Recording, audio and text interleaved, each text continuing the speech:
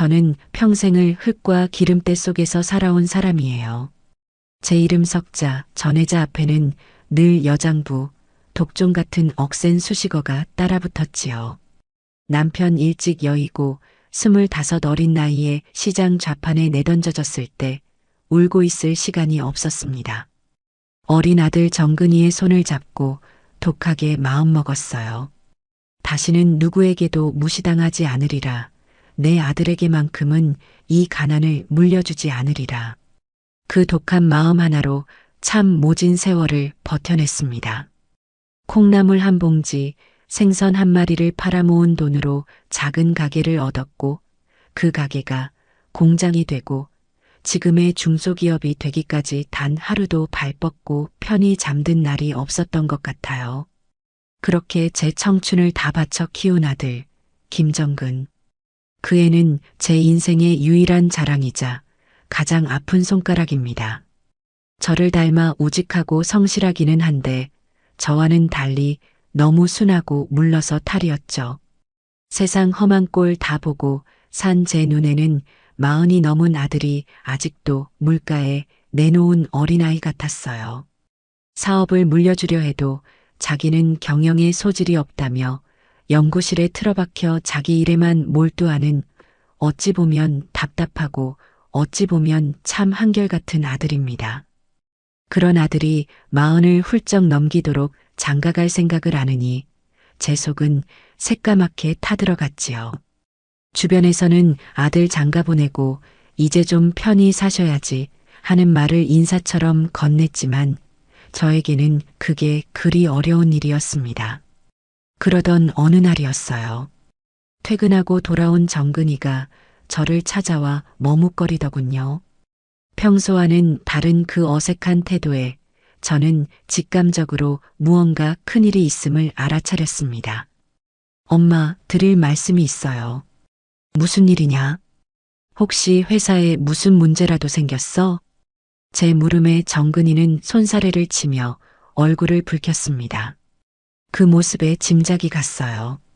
올 것이 왔구나. 제발 이번에는 좀 괜찮은 인연이기를 속으로 얼마나 빌었는지 모릅니다. 아니요, 그런 건 아니고요. 저 만나는 사람이 있습니다. 그래. 저는 일부러 덤덤하게 대답했어요. 여기서 제가 호들갑을 떨면 아들이 더 부끄러워할 걸 아니까요. 찻잔을 들어 올리는 제 손이 미세하게 떨리는 걸 감추며 물었습니다. 만난 지는 얼마나 됐고 어떤 아가씨냐? 만난 지는 1년 좀 넘었어요.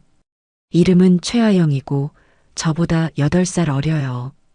대기업 마케팅팀에서 일하는데 아주 밝고 똑 부러지는 사람이에요.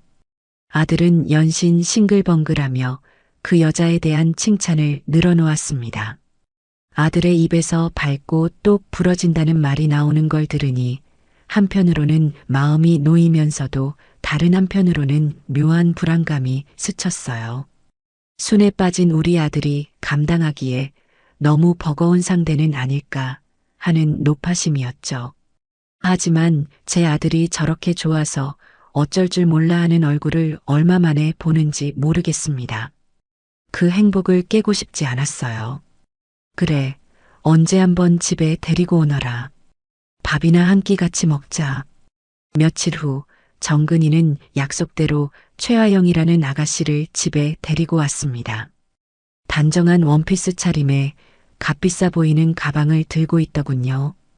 이목구비가 시원시원하고 서글서글하게 웃는 얼굴이 첫인상은 참 좋았어요. 싹싹하게 어머님, 처음 뵙겠습니다. 말씀 많이 들었어요. 하며 제가 내민 손을 두 손으로 잡는데 그 손에서 느껴지는 비싼 핸드크림 향기가 낯설었습니다. 제가 평생 맡아온 기름 냄새와는 너무나 다른 세상의 향기였죠. 식사를 하는 내내 화영 씨는 분위기를 주도했습니다. 제 음식 솜씨를 칭찬하고 정근 씨의 좋은 점을 이야기하며 저를 기분 좋게 해주려 애쓰는 모습이 역력했어요.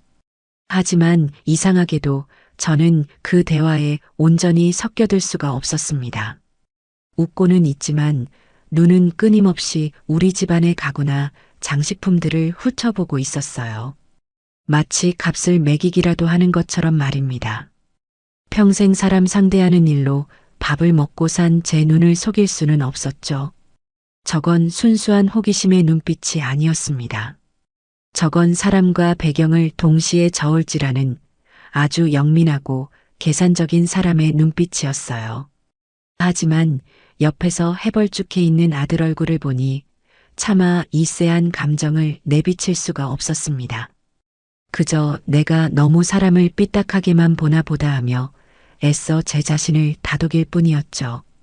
아들이 좋다고 하니 이제 부모된 도리를 다할 차례라고 생각했습니다. 저와는 달리 제 아들만큼은 무엇 하나 부족함 없이 시작하게 해주고 싶었어요. 그동안 정근이가 받아온 월급이나 연구 성과금 같은 건 한 푼도 손대지 않고 통장에 차곡차곡 모아두었지만 그걸로는 서울에 번듯한 집 한 채 구하기 턱없이 부족하다는 걸 잘 알고 있습니다. 남들처럼 대출 끼고 융자금 갚느라 허덕이며 신혼을 시작하게 하고 싶지는 않았어요. 그건 제가 악착같이 돈을 번 이유를 정면으로 부정하는 일이나 마찬가지였습니다. 그래서 큰 결심을 했어요. 제 아들의 새 출발을 위해 제 인생 최대의 선물을 해주기로요. 며칠 밤낮으로 부동산 시세를 알아보고 직접 발품을 팔아 괜찮은 매물을 수소문했습니다. 그리고 정근이를 제 서재로 불렀습니다. 정근아, 앉아보렴. 네, 엄마. 아들은 무슨 영문인지 몰라 어리둥절한 얼굴로 제 앞에 앉았어요. 저는 책상 서랍에서 제가 며칠간 검토했던 아파트 분양 서류와 시세표를 꺼내 아들 앞에 내밀었습니다. 결혼 날짜 잡기 전에 신혼집부터 먼저 정하는 게 순서일 것 같구나. 엄마가 집 한 채 해주마. 네, 엄마, 저희 돈 모은 거 있어요.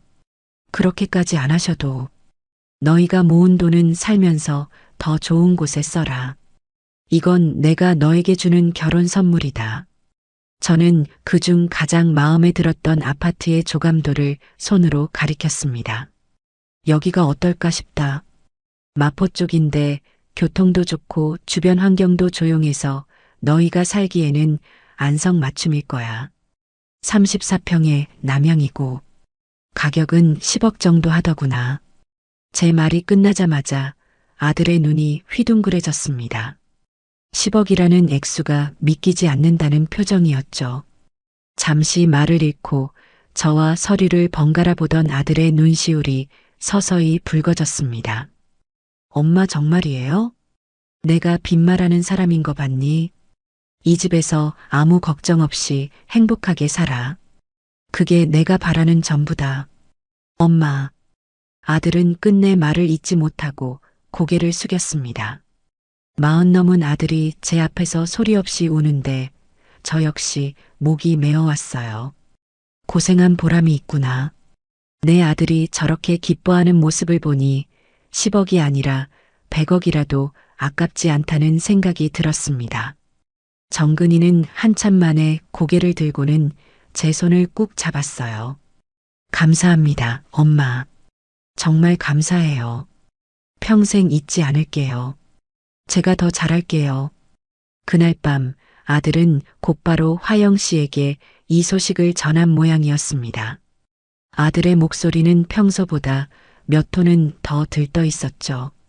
저는 그 모습을 흐뭇하게 바라보며 이제야말로 정말 모든 것이 순조롭게 풀릴 것이라고 믿어 의심치 않았습니다. 제 불안감은 그저 늙은 어미의 기우였을 뿐이라고 그렇게 생각했어요. 그 믿음이 얼마나 어리석고 순진한 것이었는지를 깨닫는 데는 그리 오랜 시간이 걸리지 않았습니다. 주말에 화영 씨를 따로 불러내 식사를 대접했어요. 예비 며느리에게 점수도 좀 따고 앞으로의 계획에 대해서도 편안하게 이야기하고 싶었기 때문입니다. 최고급 한정식 집에 예약을 하고 화영 씨가 좋아한다는 와인도 한 병 주문했죠. 화영아, 편하게 불러도 되지? 앞으로는 우리도 한 가족이 될 사이잖니. 그럼요, 어머님. 편하게 대해주세요. 화영이는 상냥하게 웃으며 대답했어요. 분위기는 화기애애했습니다. 저는 정근이의 어린 시절 이야기를 해주었고, 화영이는 자기 회사에서 있었던 재미있는 에피소드들을 들려주었죠. 그러다 자연스럽게 신혼집 이야기로 화제가 옮겨갔습니다. 정근이한테 이야기는 들었겠지? 마포에 봐둔 집이 하나 있는데 조만간 같이 한번 가보자꾸나. 네, 들었어요, 어머님. 정근 씨한테 듣고 정말 깜짝 놀랐어요. 그렇게까지 큰 선물을 준비하셨을 줄은. 화영이는 두 손을 모으며 감격한 듯한 표정을 지었습니다. 저는 그 반응에 만족하며 말을 이었어요. 너희가 시작하는데 보탬이 되고 싶었을 뿐이다. 둘이 행복하게만 살면 나는 더 바랄 게 없어. 바로 그때였어요. 화영이가 와인잔을 우아하게 들어 한 모금 마시더니 아주 차분하게 마치 날씨 이야기를 하듯 툭 던지는 것이었습니다. 어머님, 그런데 혹시 대출이 조금이라도 포함된 건 아니죠? 당연히 아니겠지만 혹시나 해서요. 순간 식당 안의 모든 소음이 멎는 듯 했습니다. 제 귀를 의심했어요. 대출이라니?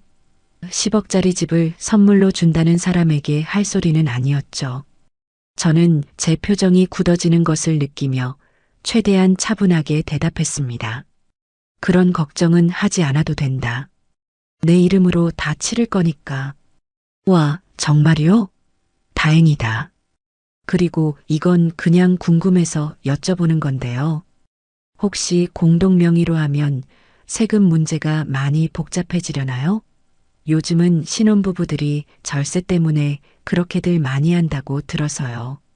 웃고는 있었지만 그 눈에는 한치의 망설임도 없었습니다. 아직 상견례는커녕 결혼 날짜조차 잡지 않은 상태였어요. 그런데 벌써부터 명예 문제를 거론하다니요.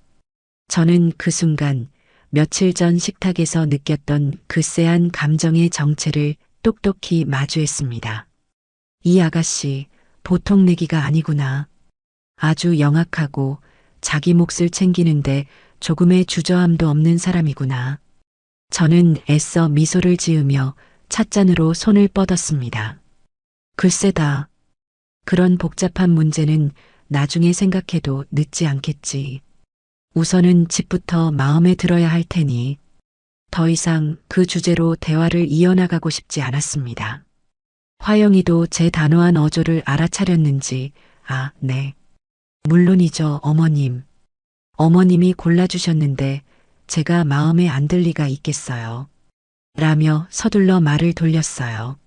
하지만 이미 엎질러진 물이었습니다. 그날 최고급 한정식의 그 어떤 음식도 제게는 모래알처럼 느껴졌습니다.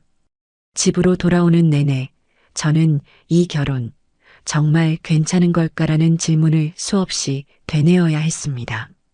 제 아들의 행복한 얼굴과 화영이의 계산적인 눈빛이 교차하며 제 머릿속을 어지럽혔어요.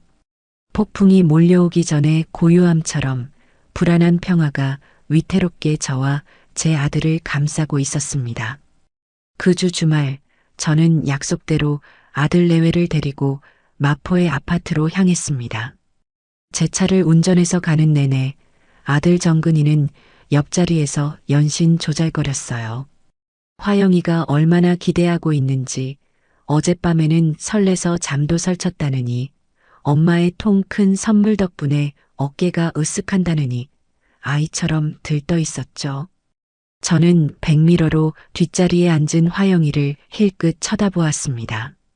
그녀는 부드럽게 미소 지으며 창밖을 내다보고 있었지만 그 미소는 어쩐지 제 마음에 와닿지 않고 겉도는 느낌이었어요. 며칠 전 한정식집에서의 그 대화가 여전히 제 마음속에 작은 가시처럼 박혀 있었기 때문입니다. 하지만 애써 그 생각을 지웠어요. 그래, 아직 어린 아가씨니 세상 물정 몰라 그럴 수도 있지. 직접 집을 보면 생각이 달라질 거야. 저는 스스로를 그렇게 위로하며 운전대를 잡은 손에 힘을 주었습니다. 드디어 아파트 단지에 도착했습니다. 새로 지은 지 얼마 안 된 곳이라 외관부터가 아주 깔끔하고 웅장했어요. 조경도 잘 되어 있어 단지 안에 작은 공원이 있는 듯한 착각을 불러일으켰죠.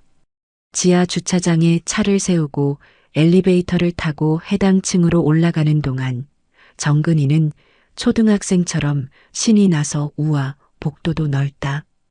엘리베이터도 빠르네. 하며 감탄사를 연발했습니다. 화영이는 여전히 말이 없었어요. 그저 주변을 훑어보는 그녀의 눈빛이 조금 더 날카로워졌다고 느꼈을 뿐입니다. 자, 여기가 너희 집이다.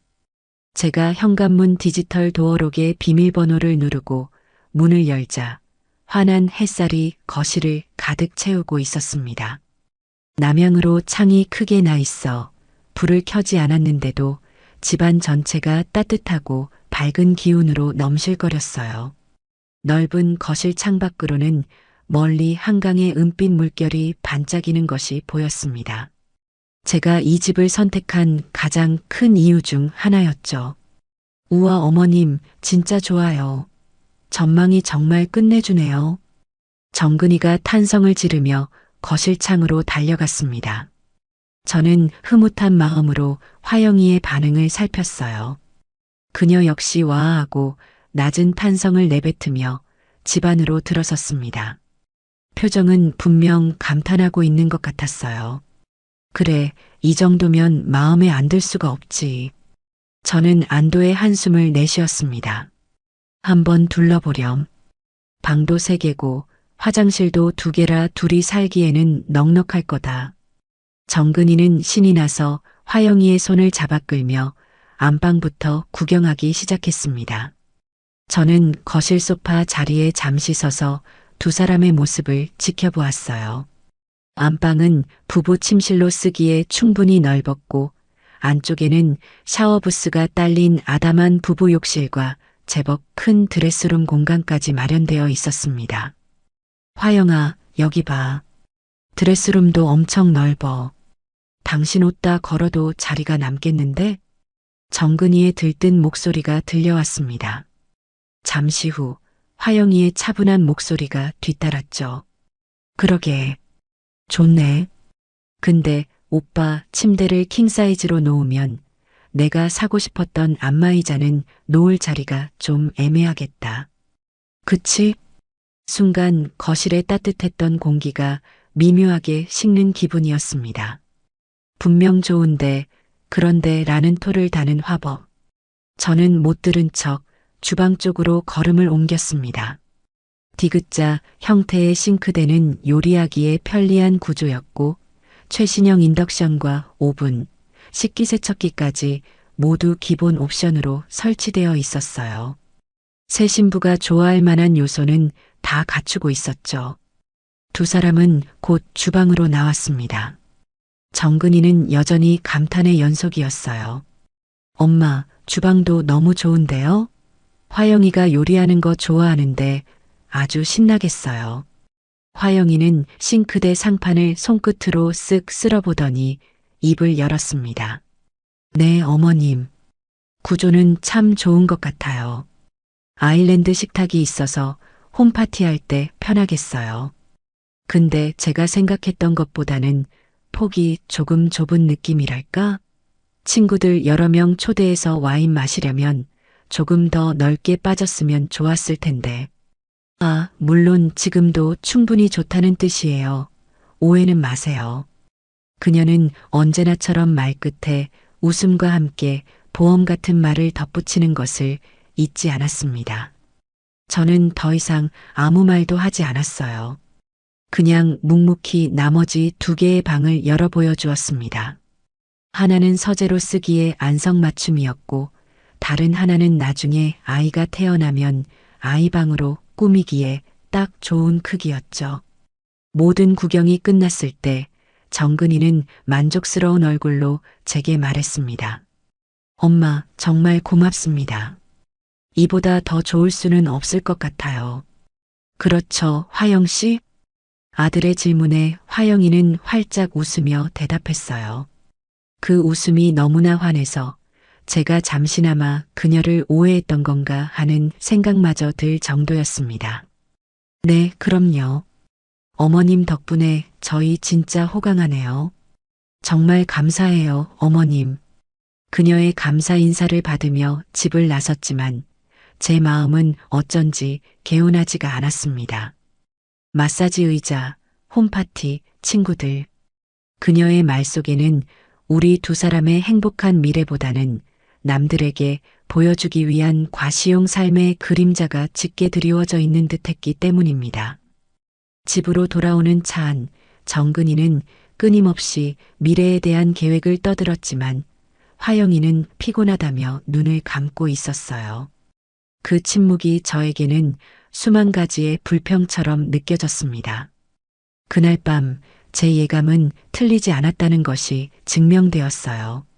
자정이 다 된 시간, 제 휴대폰이 울렸습니다. 아들 정근이었죠. 이렇게 늦은 시간에 전화하는 일이 거의 없는 아이라 저는 덜컥 겁이 났습니다. 정근아, 무슨 일이냐? 이 시간에. 아, 엄마, 주무셨어요? 죄송해요. 전화기 너머로 들려오는 아들의 목소리는 잔뜩 기어 들어가고 있었습니다. 낮에 그 들뜬 기분은 온데간데 없었어요. 저는 직감했습니다. 최하영, 그 아가씨와 분명히 무슨 일이 있었구나. 아니다. 무슨 일인데 그러니. 저기 엄마. 다름이 아니라 오늘 본 집 말이에요. 그래, 그 집이 왜. 화영이가 집은 정말 좋은데. 또 시작이었습니다. 좋은데. 저는 말없이 아들의 다음 말을 기다렸습니다. 자기 생활권이랑은 너무 안 맞는 것 같다고 속상해해서요. 자기가 다니는 회사도 강남이고 친구들도 다 그쪽에 사는데 마포는 너무 멀다는 거예요. 퇴근하고 친구들 만나기도 어렵고 주말에 다니던 필라테스나 문화센터 가기도 번거롭다고. 저는 기가 막혀서 말이 나오지 않았습니다. 10억짜리 집을 선물로 받은 사람의 입에서 나올 소리라고는 믿기지 않았어요. 필라테스? 친구? 그런 하찮은 이유로 이 귀한 선물을 트집 잡는다는 말입니까? 그래서 하고 싶은 말이 뭐냐? 제 목소리는 저도 모르게 차갑게 가라앉았습니다. 아들은 제 기분을 눈치챘는지 더욱더 목소리를 낮췄어요. 그래서 말인데 엄마. 화영이 말은 이왕 해주실 거면 조금 더 보태서라도 강남에 있는 게 어떻겠냐고. 강남? 네. 물론 강남에 이만한 새 아파트는 어림도 없다는 거 알아요. 그러니까 좀 작고 낡은 빌라나 오피스텔이라도 위치가 강남인 게 자기 미래를 위해서는 더 나을 것 같다고 하네요. 그게 나중에 투자 가치도 더 높을 거라면서. 저는 실소를 금할 수가 없었습니다. 투자 가치? 24살에 시장에 내던져져 맨주먹으로 기업을 일군 저에게 이제 갓 30을 넘긴 아가씨가 투자 가치를 운운하고 있었어요. 그 말도 안 되는 논리는 필시 화영이가 아들의 머릿속에 심어놓은 것이겠지요. 정근아. 네, 엄마. 너는 어떻게 생각하니? 너도 그 말이 옳다고 생각해서 나한테 전화한 거냐? 제 질문에 아들은 한참 동안 대답이 없었습니다. 그 침묵이 저를 더욱 비참하게 만들었어요. 제 아들은 지금 제 편에 서 있는 것이 아니라 저를 설득하기 위해 전화를 건 최화영의 남자일 뿐이었습니다. 저는 그냥 화영이가 저렇게 속상해하니까 마음이 안 좋아서 엄마, 화영이가 아직 어려서 그래요. 세상 물정 잘 모르고 자기 주변 세상이 전부인 줄 아는 나이잖아요. 엄마가 조금만 이해해 주시면 안 될까요? 제가 중간에서 잘 이야기해 볼게요. 이해라니요. 저건 철이 없는 게 아니라 염치가 없는 것이었습니다. 그리고 제 아들은 그 염치 없는 행동을 어려서 그렇다는 말로 포장하며 제게 이해를 강요하고 있었어요. 저는 더 이상 아들과 말을 섞고 싶지 않았습니다. 안 된다. 그 집이 싫으면 결혼을 다시 생각하든지. 그렇게 강남이 좋으면 너희 둘이 모은 돈으로 강남에 얻어서 시작해라. 나는 더 이상 이 문제로 이야기하고 싶지 않다. 저는 단호하게 말하고 전화를 끊어버렸습니다. 침대에 누웠지만 잠이 오지 않았어요. 천장이 무너져 내리는 듯한 답답함에 가슴을 쳤습니다. 이건 단순히 집 문제가 아니었어요. 이건 앞으로 저희 가족이 마주하게 될 끝없는 갈등의 서막에 불과하다는 것을 저는 너무나도 분명하게 깨달아 버렸기 때문입니다. 제 아들을 위해서라면 제 전 재산이라도 내어줄 수 있었지만 저렇게 감사할 줄 모르고 자기 욕심만 채우려는 사람에게는 단돈 10원도 아깝다는 생각이 들었습니다. 어둠 속에서 저는 결심을 굳혔습니다. 이 싸움 절대 물러서지 않겠다고. 제 아들의 눈을 뜨게 하기 위해서라도 저는 독한 엄마가 되어야만 했습니다. 그날 밤 마포 아파트의 환한 햇살과 한강의 아름다운 전망은 제 기억 속에서 차갑고 잔인한 풍경으로 변화버리고 말았어요. 강남 타령으로 시끄러웠던 그날 밤 이후 며칠간 아들에게서는 아무런 연락이 없었습니다. 아마 제 단호한 태도에 충격을 받았거나 혹은 최아영과 저 사이에서 이러지도 저러지도 못하고 전전긍긍하고 있겠지요. 저는 일부러 아들에게 먼저 연락하지 않았습니다. 이럴 때일수록 제가 중심을 잡고 흔들리지 않는 모습을 보여줘야 한다고 생각했어요. 만약 이 문제로 제가 물러서는 선례를 남긴다면 앞으로 저들은 제 머리 꼭대기에 앉아 사사건건 더한 것을 요구해 올 것이 뻔했습니다. 그렇게 냉정과도 같은 시간이 흐르던 주말 아침이었어요. 정근이가 헬쑥한 얼굴로 저를 찾아왔습니다. 며칠 사이 마음고생이 심했는지 얼굴이 반쪽이 되어 있더군요. 그 모습을 보니 어미로서 마음이 아팠지만 저는 짐짓 모르는 척 차갑게 물었습니다. 무슨 일이냐? 엄마 화영이가 잘못했다고 해요. 아들은 제 눈치를 살피며 말문을 열었습니다. 자기가 너무 철없이 굴었다고요. 어머님께서 어렵게 마련해 주신 선물인데 자기 생각만 하고 투정 부린 것 같다고 많이 반성하고 있어요. 마포 아파트 정말 감사한 마음으로 받겠다고 전해달래요. 저는 아무 대꾸도 하지 않았습니다. 그 말이 진심이라고는 조금도 믿기지 않았기 때문이에요. 분명 제게서 더 이상 얻어낼 것이 없다고 판단하자 일단 한 발 물러서는 척하는 것이겠지요. 제 침묵에 아들은 더욱 조급해졌습니다. 엄마, 정말이에요. 화영이가 저한테 울면서 사과했어요. 엄마 마음 상하게 해드려서 너무 죄송하다고. 그러니까 엄마도 이제 화 푸세요. 네. 아들이 제 팔을 잡고 애원하듯 말하는데 차마 매정하게 뿌리칠 수가 없었습니다. 아들이 저렇게까지 나오는데 어쩌겠어요. 저는 못 이기는 척 고개를 끄덕였습니다. 알았다. 그렇게까지 생각한다니 나도 더는 문제 삼지 않으마. 제 허락이 떨어지자 아들의 얼굴에 그제야 화색이 돌았습니다. 저는 그 길로 부동산에 연락해 아파트 계약을 마무리 지었습니다. 수억 원의 돈이 오가는 계약서에 도장을 찍으면서도 마음 한구석의 찜찜함은 가시지를 않았어요. 마치 함정 속으로 제 발로 걸어 들어가는 기분이었습니다. 며칠 뒤 저는 아들을 불러 아파트 현관 키와 등기권리증을 건넸습니다. 이제부터는 너희 집이다. 필요한 가구나 가전제품들 목록 뽑아서 가져오너라. 그것까지는 내가 해주마. 엄마, 정말 감사합니다. 이 은혜를 어떻게 다 갚죠? 아들은 감격에 겨워 제 손을 부여잡았습니다. 저는 그 손을 토닥이며 말했어요. 은혜는 무슨, 너희 둘이 행복하게 사는 게 갚는 거다. 화영이랑 시간 날 때 집에 가서 필요한 것들 사이즈도 재고 어떻게 꾸밀지 구상도 해보렴. 그것이 제 실수였습니다. 그들에게 꾸밀 시간을 준 건 말입니다. 저는 그저 벽지 색깔을 고르거나 가구 배치를 상상하는 정도의 소소한 즐거움을 누리라는 뜻이었어요. 하지만 최화영이라는 여자의 생각은 제 상상을 아득히 뛰어넘는 수준이었습니다. 주말이 지나고 화요일 오후였을 겁니다. 회사에서 결제 서류를 보고 있는데 비서가 들어와 최화영이 찾아왔다고 전했습니다. 약속도 없이 불쑥 찾아온 것이 의아했지만 일단 들어오라고 했죠. 화영이는 밝은 미소를 지으며 제 사무실로 들어섰습니다. 손에는 커다란 서류 봉투가 들려 있었어요. 어머님 바쁘신데 죄송해요. 드릴 말씀이 있어서요.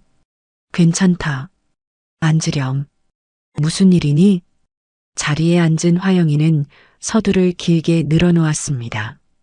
주말 내내 정근 씨와 새 집에 몇 번이나 다녀왔는지 볼수록 집이 마음에 든다느니 어머님의 안목에 감탄했다느니 입에 발린 소리를 한참이나 늘어놓았어요. 저는 묵묵히 그녀의 말을 들어주었습니다. 진짜 용건은 그 뒤에 나올 테니까요.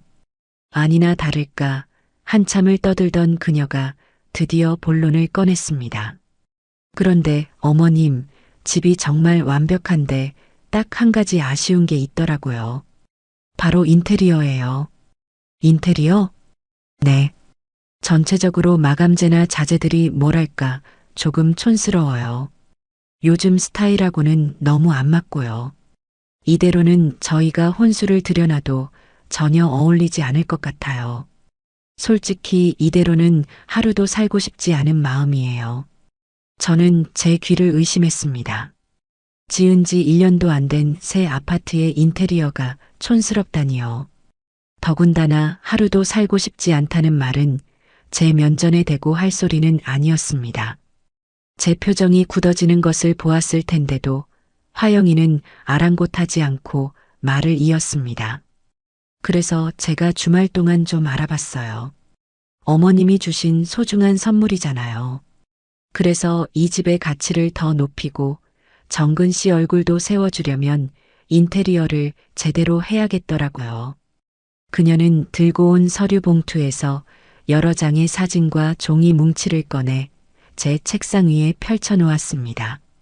잡지에나 나올 법한 아주 화려하고 미니멀한 인테리어 사진들이었어요. 그리고 그 옆에는 빽빽하게 숫자가 적힌 견적서가 놓여 있었습니다. 이분 혹시 아세요? 요즘 제일 잘 나가는 인테리어 디자이너인데 제가 개인적으로 좀 알거든요. 그래서 특별히 부탁해서 견적을 한번 받아봤어요. 저는 견적서로 눈을 돌렸습니다. 그리고 그 아래 적힌 총합계 금액을 보고는 헛웃음이 터져 나오는 것을 겨우 참아야 했습니다. 총 공사비용 2억 3천만 원. 집값의 20%가 넘는 터무니없는 금액이었어요. 세부 항목을 훑어보니 더 가관이었습니다. 거실 바닥은 전량 이탈리아산 천연 대리석, 주방 가구는 독일제 명품 브랜드, 조명은 전부 북유럽 디자이너 제품, 심지어는 화장실 수전 하나까지 수백만 원짜리 수입품으로 채워져 있었습니다. 이건 인테리어가 아니라 집을 새로 짓는 수준의 견적이었습니다. 화영아. 제 목소리는 분노로 낮게 잠겨 있었어요. 이게 지금 말이 된다고 생각하니? 집을 사줬더니 이제는 집을 새로 지어달라는 소리로구나. 그러자 화영이는 조금도 당황한 기색 없이 오히려 억울하다는 듯한 표정을 지었습니다. 어머님, 왜 그렇게 말씀하세요? 저는 다 어머님과 정근 씨를 위해서 그런 건데요. 생각해 보세요. 어머님이 10억짜리 집을 해주셨는데 막상 친구들이 집들이 와서 인테리어가 이게 뭐냐고 수군거리면 그게 누구 망신이겠어요? 다 정근 씨 얼굴에 먹칠하는 거고 더 나아가서는 어머님 체면을 깎는 일이잖아요. 기가 막힌 논리였습니다. 제 체면을 위해 2억이 넘는 돈을 더 쓰라니요. 내 체면은 내가 알아서 챙긴다. 이 견적은 말도 안 돼. 절대 허락 못한다. 제가 단호하게 선을 긋자 화영이의 얼굴에서 상냥한 미소가 순식간에 사라졌습니다. 대신 그 자리에는 차가운 계산과 노골적인 불만이 자리 잡았어요. 어머님, 솔직히 이건 너무하신 거 아니에요? 어차피 어머님이 해주시는 거잖아요. 이왕 시작하신 거 기분 좋게 마무리해 주시면 어디 덧나나요? 제가 이 집에 들어가서 평생 살 건데 제 마음에 쏙 들게 하고 싶은 게 그렇게 큰 욕심이에요? 드디어 본심이 튀어나왔습니다. 어차피 당신 돈이니까. 그 한마디에 모든 것이 담겨 있었죠. 이 여자에게 제 돈은 눈먼 돈, 공짜 돈에 불과했던 겁니다. 저는 자리에서 벌떡 일어났습니다. 더 이상 이 여자와 한 공간에 앉아 숨 쉬고 싶지도 않았어요. 나가거라. 네. 당장 내 사무실에서 나가. 그리고 그 견적서도 가지고 가. 나는 단 한 푼도 내줄 수 없으니 그렇게 알 거라. 제 섯을 퍼런 기세에 화영이도 주춤하는 듯 했습니다. 그녀는 얼굴이 벌개져서 자리에서 일어나더니 책상 위의 서류들을 신경질적으로 가방에 쓸어 담았습니다. 그리고는 제게 쏘아붙이더군요. 좋아요. 이 문제는 저 혼자 결정할 일이 아니네요. 정근 씨랑 그리고 저희 부모님이랑 다시 상의해서 연락드릴게요. 그 말은 곧 자기 부모까지 이 싸움에 끌어들이겠다는 선전포고였습니다. 그녀는 쾅 소리가 나게 문을 닫고 나가버렸고 저는 한동안 그 자리에 망부석처럼 서 있어야 했습니다. 가슴속에서 뜨거운 불덩이가 치밀어 올랐습니다. 이건 단순히 돈 문제가 아니었어요.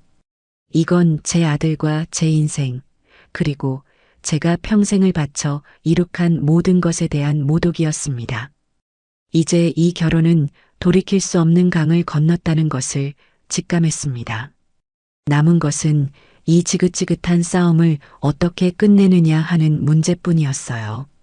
최하영이 제 사무실에서 선전포고를 하고 나간 뒤 집안의 공기는 그야말로 살얼음판 같았습니다.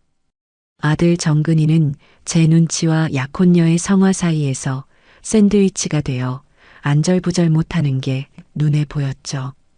저녁 식탁에서도 밥알만 씹을 뿐 저와 눈도 제대로 마주치지 못했습니다.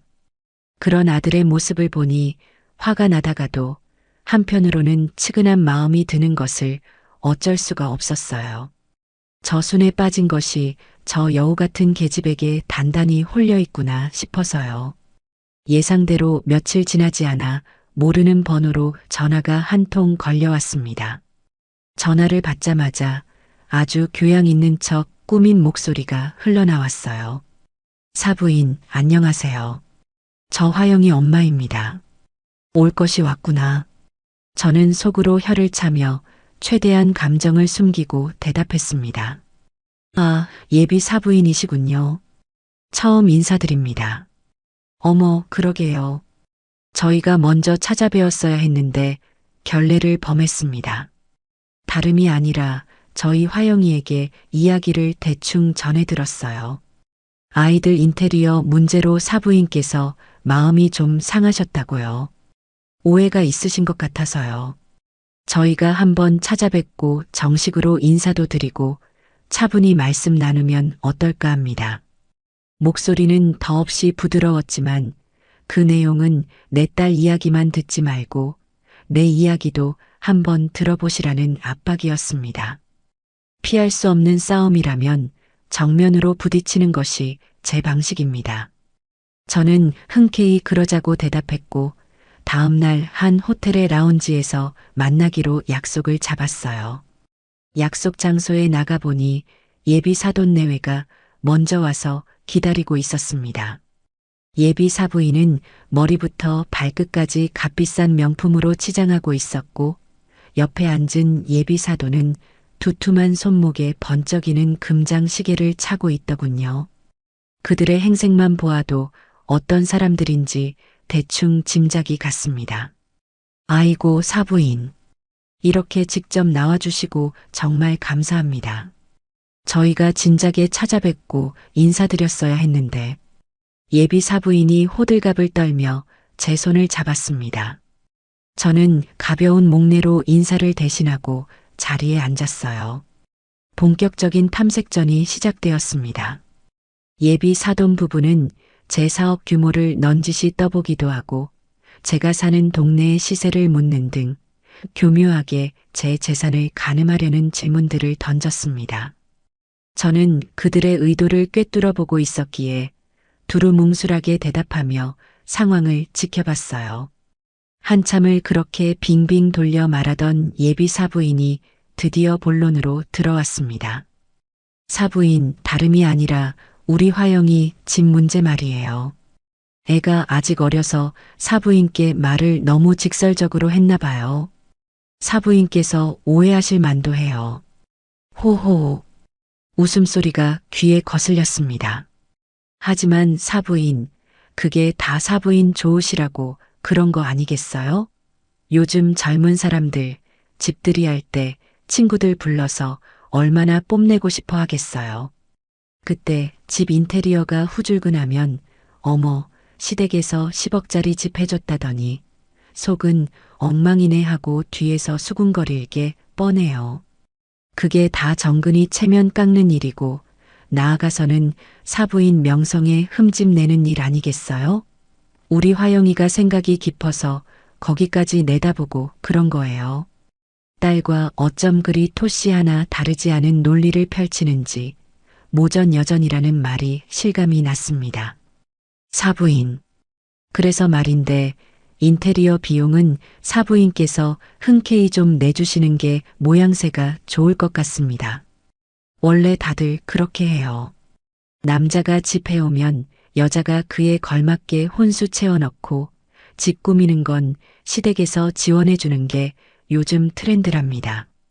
저는 찻잔을 내려놓고 그 여자의 얼굴을 똑바로 쳐다봤습니다. 요즘 트렌드는 잘 모르겠습니다만 제 상식으로는 이해가 잘 안 가는군요. 제 아들 체면은 제가 알아서 챙길 테니 그 걱정은 안 하셔도 좋습니다.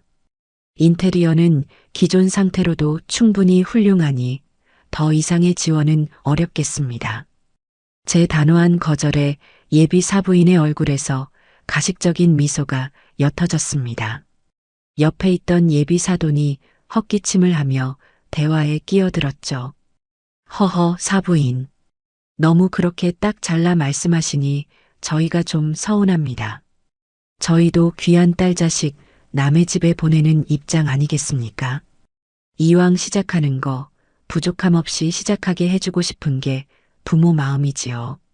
그가 부모 마음을 운운하는 순간 저는 이 대화가 인테리어에서 끝나지 않을 것임을 직감했습니다. 아니나 다를까 예비 사부인이 능숙하게 화제를 돌렸어요. 그래요, 사부인. 인테리어 문제는 천천히 다시 이야기하기로 하고요. 그것보다 더 중요한 예단 문제를 좀 의논드렸으면 해요. 드디어 올 것이 왔습니다. 저희도 사부인께서 이렇게 큰 집을 해주셨는데 그냥 넘어갈 수는 없지요. 그래서 저희가 현금으로 예단을 두둑하게 준비할까 합니다. 한 1억 정도 생각하고 있어요. 1억이라는 말에 옆에 있던 예비 사돈의 어깨가 으쓱 올라가는 것이 보였어요. 하지만 그들의 속셈을 모를 제가 아니었죠. 그런데 사부인도 아시겠지만 원래 예단은 받으면 그 절반 정도는 봉채비라고 해서 신부 측에 다시 돌려주는 게 관례잖아요. 그러니 저희가 1억을 드리면 사부인께서 5천만 원은 저희에게 다시 돌려주시면 되고요. 여기까지는 그럴 수 있다고 칩시다. 하지만 다음 말이 저를 경악하게 만들었어요. 그리고 나머지 5천만 원은 저희가 따로 목록을 좀 드릴게요. 저희 친척 어르신들 이불이며 반상기 세트며 또 우리 정서방 입으라고 좋은 양복 한 벌, 그리고 제 진주 목걸이랑 남편 시계도 하나 그런 것들 챙겨주시면 딱 맞을 것 같아요. 화영이 체면이 있으니 너무 값싼 걸로 하시면 곤란하고요. 저는 제 귀를 의심했습니다. 이게 대체 무슨 말입니까? 자기들이 1억을 내면 제가 5천을 돌려주고 남은 5천으로 자기들 온 가족의 선물을 사서 바치라는 소리였어요. 결국 제 돈으로 예단을 받고 제 돈으로 선물을 사서 자기들은 생색만 내겠다는 그야말로 날강도 같은 신보가 아니고 무엇이겠습니까? 기가 막혀서 말이 나오지 않았습니다. 얼굴이 분노로 벌겋게 달아오르는 것이 느껴졌어요. 제가 아무 말도 못하고 있자 예비 사부인은 제가 그들의 제안에 감격이라도 한 줄 알았는지 한술 더 떴습니다. 아, 그리고 봉채비로 돌려주시는 5천만 원으로는 저희가 우리 화영이 혼수를 좀 보탤까 해요. 사부인께서 집이며 인테리어며 다 해주시는데 저희가 혼수까지 신경 쓰시게 할 수는 없잖아요. 호호. 이쯤 되니 분노를 넘어 허탈한 웃음이 나왔습니다. 그때 제가 미리 연락해 두었던 아들 정근이가 라운지 안으로 들어왔습니다. 이 모든 대화가 오가는 현장을 제 아들이 직접 봐야 한다고 생각했기 때문이었죠. 정근이는 어색하게 인사를 하고 제 옆자리에 앉았습니다. 예비 사돈 내외는 마치 약속이라도 한 듯 방금 전의 대화를 정근이에게 다시 한번 설명하기 시작했습니다. 저는 이 모든 연극의 클라이맥스를 위해 아들에게 직접 물었습니다. 정근아, 방금 하신 말씀들 다 들었지? 자네 생각은 어떠니? 이 제안이 합리적이라고 생각하느냐? 모든 시선이 제 아들에게로 쏠렸습니다. 예비 사돈 내외는 기대감에 찬 눈으로, 저는 마지막 남은 일말의 희망을 담은 눈으로 아들을 바라보았어요. 제 아들이 여기서 그건 말도 안 됩니다라고 딱 한마디만 해준다면 저는 이 모든 것을 용서하고 다시 시작할 마음도 있었습니다. 하지만 제 아들은 저를 처참하게 실망시켰습니다. 정근이는 제 얼굴과 예비 사돈의 얼굴을 번갈아 쳐다보며 한참을 우물쭈물하더군요. 그리고는 기어들어가는 목소리로 세상에서 가장 한심한 대답을 내놓았습니다. 저는 잘 어른들께서 알아서 하시는 문제라 제가 뭐라고 말씀드리기가 좀. 그 순간 제 마음속에 남아있던 마지막 희망의 불씨가 완전히 꺼져버렸습니다. 아, 나는 혼자구나. 이 지긋지긋한 싸움에서 내 편은 아무도 없구나. 내 아들마저 저들의 탐욕에 포섭되어 옳고 그름을 분간할 능력조차 상실해버렸구나. 저는 더 이상 그 자리에 앉아있을 이유를 찾지 못했습니다. 온몸의 힘이 쭉 빠져나가는 기분이었어요. 예비 사돈 내외의 얼굴에 번지는 만족스러운 미소와 그런 그들의 눈치를 보며 안절부절 못하는 내 아들의 한심한 모습을 뒤로 한 채 저는 말없이 자리에서 일어났습니다. 이제 남은 것은 이 모든 것을 끝장낼 마지막 무대를 준비하는 것뿐이었습니다. 호텔 라운지에서의 그 참담한 만남이 있고 난 뒤 집으로 돌아오는 차 안은 숨막히는 침묵으로 가득했습니다. 저는 운전대를 잡은 채 앞만 보고 달렸고 옆자리에 앉은 아들 정근이는 고개를 숙인 채 자기 손톱만 물어뜯고 있었죠. 그 꼴을 보니 우라가 치밀다가도 한편으로는 저 바보 같은 것을 어찌하면 좋을까 싶어 한숨만 나왔습니다. 저 역시 제 아들이 저 지경이 되도록 만든 책임에서 자유로울 수는 없었으니까요. 너무 일만 하고 살았나, 너무 아들을 온실 속 화초처럼 키웠나, 만감이 교차했습니다.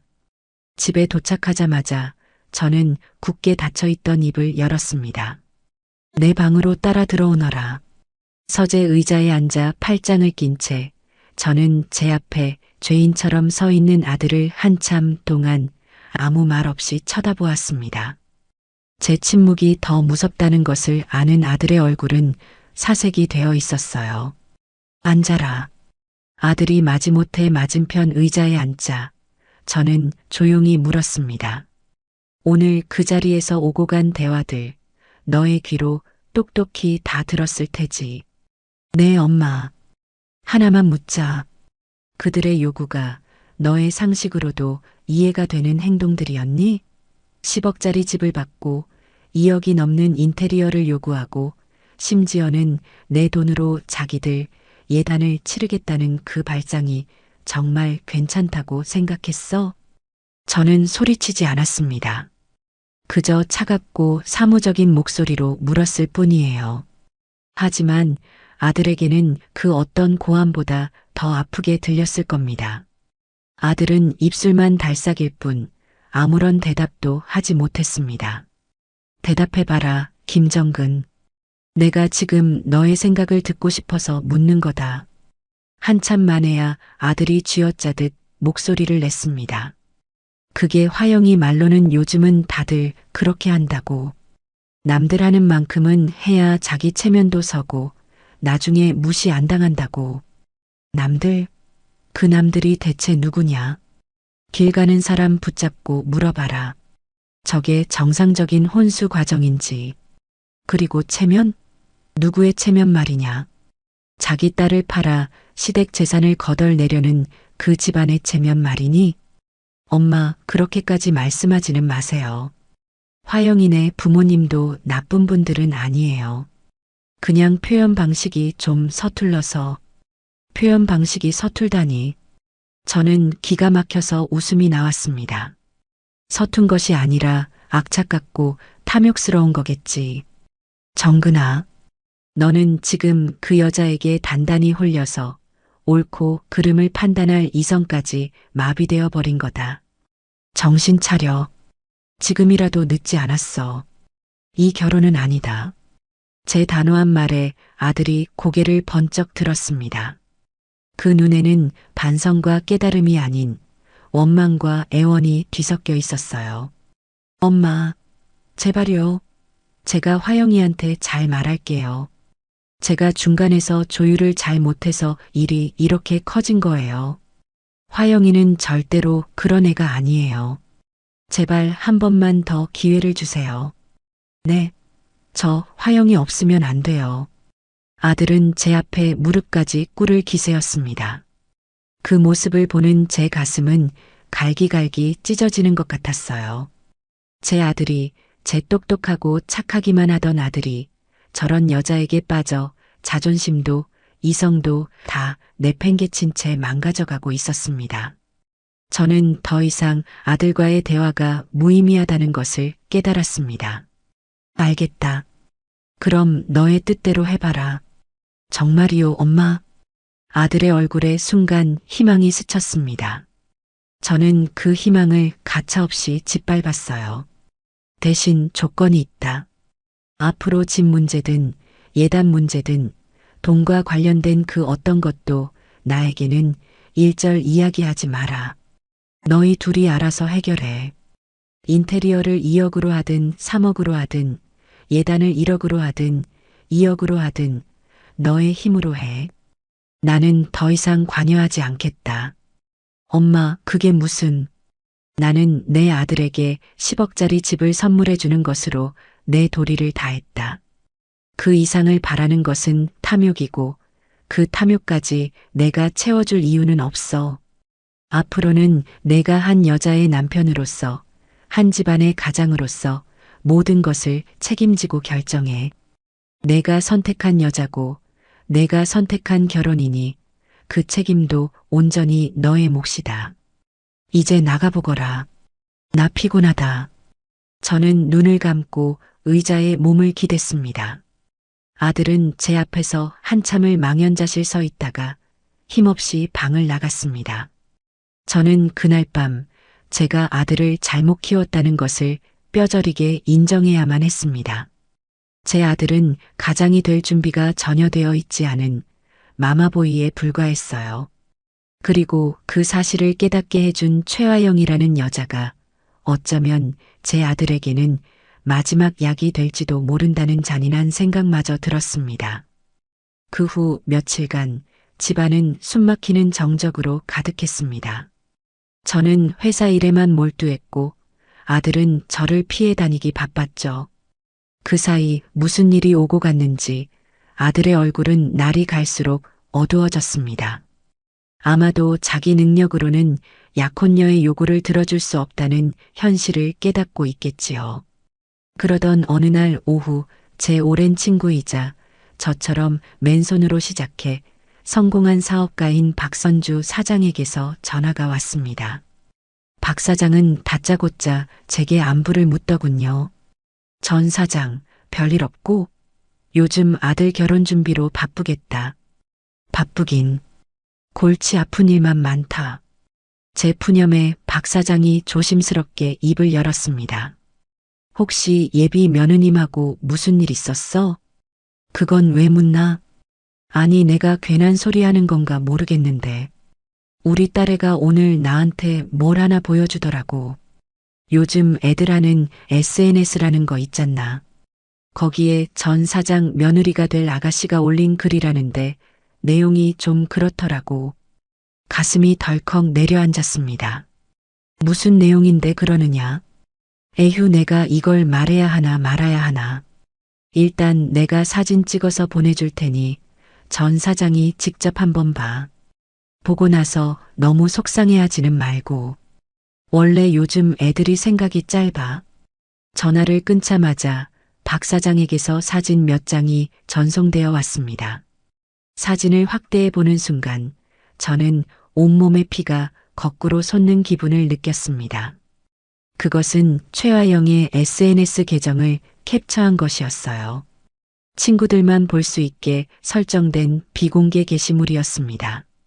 배경사진은 고급스러운 레스토랑에서 와인잔을 들고 있는 본인의 사진이었고 그 아래에는 이렇게 적혀 있었습니다. 산은 너무라고 있는 거라지만 어떤 산은 그냥 거대한 벽일 뿐. 소통하려는 노력이 메아리 없는 외침이 될 때. 답답, 고구마 100개, 꼰대, 시월드 입성, 소통 불가, 돈이 전부는 아닌데 결혼 참 힘들다. 저는 손을 부들부들 떨며 화면을 노려보았습니다. 꼰대? 소통 불가? 제가 제 아들을 위해 10억짜리 집을 해주고 그들의 끝없는 탐욕을 참아내고 있는 동안 저 계집애는 뒤에서 저를 이렇게 조롱하고 있었던 겁니다. 돈이 전부는 아닌데 라는 해시태그는 위선의 극치였어요. 돈 때문에 이 모든 사단을 일으킨 장본인이 할 소리는 아니었죠. 저는 당장 아들을 불러 이 사진을 눈앞에 내던지고 싶었지만 가까스로 이성을 붙잡았습니다. 지금 감정적으로 폭발하는 것은 저 계집애의 의도에 말려드는 것일 뿐입니다. 저를 감정적이고 소통 불가능한 꼰대로 만들어 아들 앞에서 자신의 행동을 정당화하려 하겠죠. 저는 그렇게 어리석게 놀아나고 싶지 않았습니다. 저는 조용히 그 사진들을 제 컴퓨터에 저장했습니다. 이것은 이제 저의 무기가 될 것이었습니다. 이틀 뒤 저는 비서를 통해 최하영이에게 연락했습니다. 결혼 준비 과정에서 의논할 것이 있으니 내일 오후에 잠시 회사로 와달라. 고요. 다음 날 약속된 시간에 최하영이 의기양양한 표정으로 제 사무실에 나타났습니다. 아마도 제가 백기를 들고 인테리어 비용이나 예단 문제를 타결하려 한다고 생각했겠지요. 어머님 부르셨다고요. 저는 말없이 제가 출력해둔 SNS 캡처 사진을 그녀의 앞에 내밀었습니다. 사진을 본 최하영의 얼굴이 순식간에 하얗게 질렸습니다. 이게 뭐예요? 내가 묻고 싶은 말이구나. 이게 무엇이냐? 소통 불가 꼰대에게 직접 한번 설명해 보렴. 최하영의 눈동자가 파르르 떨렸습니다. 처음에는 발뺌을 하더군요. 어머님, 이거 제 계정 아니에요. 누가 저를 모함하려고. 그래. 이 계정에 너와 내 아들이 함께 찍은 사진이 수십 장은 올라와 있던데 그것도 모함인가? 내가 작년 여름휴가 때 갔던 파리의 에펠탑 앞에서 찍은 사진과 똑같은 사진이 올라와 있던데 그것도 우연의 일치일까? 제 구체적인 추궁에 최아영은 더 이상 거짓말을 할 수 없다는 것을 깨달았는지 다음 단계로 넘어갔습니다. 바로 변명이었죠. 아니, 이건 제 친구들만 보는 비공개 계정이에요. 그냥 친구들하고 스트레스 좀 풀려고 농담처럼 쓴 건데 이걸 이렇게까지 하시는 건 너무하신 거 아니에요? 농담? 너의 눈에는 이게 농담으로 보이니? 내 눈에는 내 등 뒤에 칼을 꽂는 배신으로 보이는데. 그리고 스트레스? 10억짜리 집을 선물 받고 2억짜리 인테리어를 요구하는 사람이 받을 스트레스가 대체 무엇이냐? 제 서슬 퍼런 추궁에 드디어 그녀의 본색이 드러났습니다. 변명과 거짓말이 통하지 않자 그녀는 적반하장이라는 마지막 카드를 꺼내 들었습니다. 솔직히 제 마음도 좀 알아주셔야죠. 제가 틀린 말했어요? 어머님은 늘 어머님 뜻대로만 하시잖아요. 제 의견은 하나도 존중해주지 않으시고요. 이러시니 소통이 안 된다는 거 아니에요. 어머님은 너무 숨막히게 하세요. 그녀는 자리에서 벌떡 일어나 제게 소리를 질렀습니다. 그 순간 제 마음속에 남아있던 한 조각의 미련마저 산산조각 났습니다. 그래, 여기까지구나. 알겠다. 너의 마음이 그렇다는 거 잘 알겠다.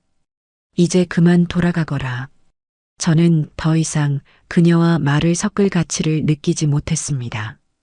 최아영은 분을 이기지 못해 씩씩거리며 사무실을 나갔고 저는 텅 빈 사무실에 홀로 남아 창밖을 내다보았습니다. 이제 이 지긋지긋한 연극을 끝낼 때가 되었습니다. 그날 저녁 아들 정근이가 다급한 얼굴로 제 방으로 뛰어들어왔습니다. 그의 손에는 휴대폰이 들려 있었고 화면에는 최아영에게서 온 문자 메시지가 떠 있었어요. 아마도 제가 보여주라고 시킨 것이겠지요. 어머님, 저희 사이 갈라놓지 마세요. 정근 씨는 제 편이에요. 저와 정근 씨의 사랑을 방해하시면 저도 가만히 있지 않을 거예요. 이것은 회유가 아닌 명백한 협박이었습니다. 제 아들을 볼모로 잡고 저를 위협하고 있었어요. 저는 그 문자를 물끄러미 바라보다가 아들에게 말했습니다. 상견례 날짜를 잡거라. 어른들 모두 모인 자리에서 이 모든 것을 끝내야겠다. 제 목소리에는 더 이상 어떤 망설임도 미련도 남아있지 않았습니다. 아들에게 상견례를 추진하라고 말한 뒤 저는 모든 것을 체계적으로 준비하기 시작했습니다. 이것은 단순히 결혼을 논하는 자리가 아니라 길고 지루했던 전쟁의 마침표를 찍는 종전 협상이나 마찬가지였으니까요. 제 아들 정근이는 제 단호한 태도에 어쩔 줄 몰라 하면서도 한편으로는 이 모든 갈등이 상견례를 통해 봉합될 수 있을 거라는 어리석은 기대를 품고 있는 듯 했습니다. 최아영과 그 부모 역시 제가 두 손 두 발 다 들고 그들의 요구를 들어주기 위해 마련한 자리라고 착각하고 있겠지요. 모두가 각자의 동상이몽을 꾸는 동안 저만이 이 연극의 결말을 정확히 알고 있었습니다. 저는 장소 선정부터 신중을 기했습니다. 서울 시내에서 가장 격조 높고 음식 맛이 정갈하기로 소문난 한정식집으로 예약했어요. 각 방이 완벽하게 분리되어 있어 그 어떤 소란도 외부로 새어나가지 않을 곳이었습니다. 또한 저는 제 오랜 친구이자 고문 변호사인 김 변호사에게 연락해 상견례 당일 식당 근처 카페에서 대기해달라고 부탁했습니다. 혹시 모를 불상사에 대비하기 위함이었죠. 모든 준비는 조용하고 은밀하게 이루어졌습니다. 상견례 당일 저는 평소에 잘 입지 않던 단아한 회색빛 한복을 꺼내 입었습니다. 화려하지는 않지만 그 어떤 옷보다 위엄있고 단단해 보이는 옷이었어요. 제 마음가짐을 대변해 주는 듯 했습니다. 약속 장소로 향하는 차 안에서 아들은 거울을 보며 연신 넥타이를 고쳐맸습니다. 엄마, 저 괜찮아 보여요? 너무 긴장되네요. 정신 똑바로 차려라. 오늘 그 자리에서 내가 어떤 태도를 보이느냐에 따라 너의 남은 인생이 결정될 수도 있다. 제 의미심장한 말에 아들은 그저 어색하게 웃을 뿐이었습니다. 약속된 방으로 들어서자 최화영의 가족들이 먼저 와서 기다리고 있었습니다. 예비 사돈 내외와 최화영, 세 사람 모두 잔뜩 멋을 부리고 앉아 있더군요. 특히 예비 사부인은 지난번보다 더욱 화려한 보석들로 온몸을 치장하고 있었습니다. 마치 전리품을 받으러 온 개선장군 같은 모습이었죠. 아이고 사부인, 어서 오십시오. 한복이 아주 곱습니다. 예비 사돈이 과장된 몸짓으로 저를 맞았습니다. 저는 가벼운 목례로 답하고 자리에 앉았어요. 어색한 침묵 속에서 양가의 소개가 오고 갔습니다. 그들은 자기 딸이 얼마나 똑똑하고 야무진지, 자기 집안이 얼마나 명망 있는지를 은연중에 과시하려 애썼습니다. 저는 그저 묵묵히 들으며 그들의 허영과 가식을 하나하나 눈에 담아두었어요. 음식이 한 코스 들어오기 시작했습니다. 최고급 식자재로 만든 정갈한 음식들이었지만 그 누구도 음식 맛을 제대로 느끼지는 못하는 듯 했어요. 분위기는 겉으로는 화기애애했지만 그 수면 아래에서는 보이지 않는 팽팽한 기싸움이 벌어지고 있었습니다. 와인이 몇 잔 돌고 분위기가 무르익자 슬슬 그들의 본색이 드러나기 시작했습니다. 사부인, 그래서 결혼식장은 어디로 생각하고 계십니까? 저희 화영이는 신라호텔이나 롯데호텔을 마음에 들어하는 것 같던데 사부인 생각은 어떠신지요? 예비 사부인이 운을 띄웠습니다. 제가 대답하기도 전에 아들 정근이가 맞장구를 쳤습니다. 아, 네. 저도 그 두 군데가 좋다고 생각합니다. 일생에 한 번뿐인 결혼식이니까요. 저는 속으로 끓어오르는 분노를 억누르며 찻잔만 만지작거렸습니다. 결혼식장이야 나중에 천천히 의논해도 될 일입니다. 제 차가운 대답에 분위기가 살짝 가라앉았지만 그들은 멈추지 않았습니다. 이번에는 예비 사돈이 나섰죠. 허허, 맞습니다. 식장이야 돈만 주면 어디든 못 잡겠습니까? 그것보다 신혼여행지가 더 중요하지요. 요즘 젊은이들은 기본이 몰디브나 유럽으로 2주 이상은 다녀온다면서요? 우리 정서방이 워낙 바빠서 시간이 될지 모르겠습니다. 그 말은 곧 신혼여행 비용 역시 제가 넉넉하게 지원해줘야 한다는 뜻이었습니다. 최화영은 옆에서 수줍은 척 미소 지으며 저는 정근 씨와 함께라면 어디든 좋아요. 하지만 이왕이면 좋은 곳에 가서 좋은 추억 많이 만들고 싶긴 해요. 라며 거들었습니다. 그들의 대화 주제는 시종일관 돈을 떠나지 않았습니다. 제가 화영이에게 어떤 다이아몬드 세트를 해줄 것인지, 어떤 명품 가방을 예물로 줄 것인지에 대해 서슴없이 떠들어댔어요. 마치 시장에서 물건값을 흥정하는 상인들 같았습니다. 그리고 제 아들은 그 모든 대화에 이의를 제기하기는커녕 네, 그럼요. 화영이가 좋아한다면요. 라며 앵무새처럼 동조하고 있었죠. 저는 그들의 탐욕스러운 대화를 녹음기처럼 제 머릿속에 저장하며 마지막 결정타가 터져 나오기만을 기다렸습니다. 제 오랜 경험상 인간의 탐욕은 절대로 한 지점에서 멈추지 않기 때문입니다. 그들은 반드시 선을 넘는 요구를 해올 것이고 저는 바로 그 순간을 포착해야 했습니다. 마침내 식사의 마지막 코스인 다가가 나올 때쯤이었습니다. 그동안 저의 침묵을 긍정의 의미로 해석한 예비 사돈이 드디어 숨겨왔던 발톱을 완전히 드러냈습니다. 그는 헛기침을 한번 크게 하더니 아주 인심 좋은 사람인 척 웃으며 제게 말했습니다. 사부인, 드릴 말씀이 있습니다. 오늘 이렇게 양가가 다 모인 자리에서 가장 중요한 문제를 매듭 짓고 가는 것이 좋을 것 같습니다. 말씀하시지요. 다름이 아니라 사부인께서 우리 아이들에게 선물해 주신 그 마포의 아파트 말입니다. 정말 감사하게 생각하고 있습니다. 그런데 말입니다. 그는 잠시 말을 끊고 제 눈치를 살폈습니다. 제가 아무런 반응을 보이지 않자 그는 용기를 얻은 듯 말을 이었습니다. 요즘은 젊은 사람들 재테크 차원에서도 그렇고 또 혹시 모를 복잡한 세금 문제도 미리 방지할 겸 해서 말입니다. 그 집 명의를 우리 화영이 단독 명의로 해주시는 것이 어떻겠습니까? 올 것이 왔습니다. 제 심장이 차갑게 가라앉는 것이 느껴졌어요. 그래야 우리 딸도 자기 재산을 기반으로 더 안정감을 느끼고 우리 정서방 내조에만 전념할 수 있지 않겠습니까? 사부인께서도 그 편이 더 마음 편하시지 않겠어요? 허허. 그의 너털웃음이 텅 빈 방 안을 역겹게 울렸습니다.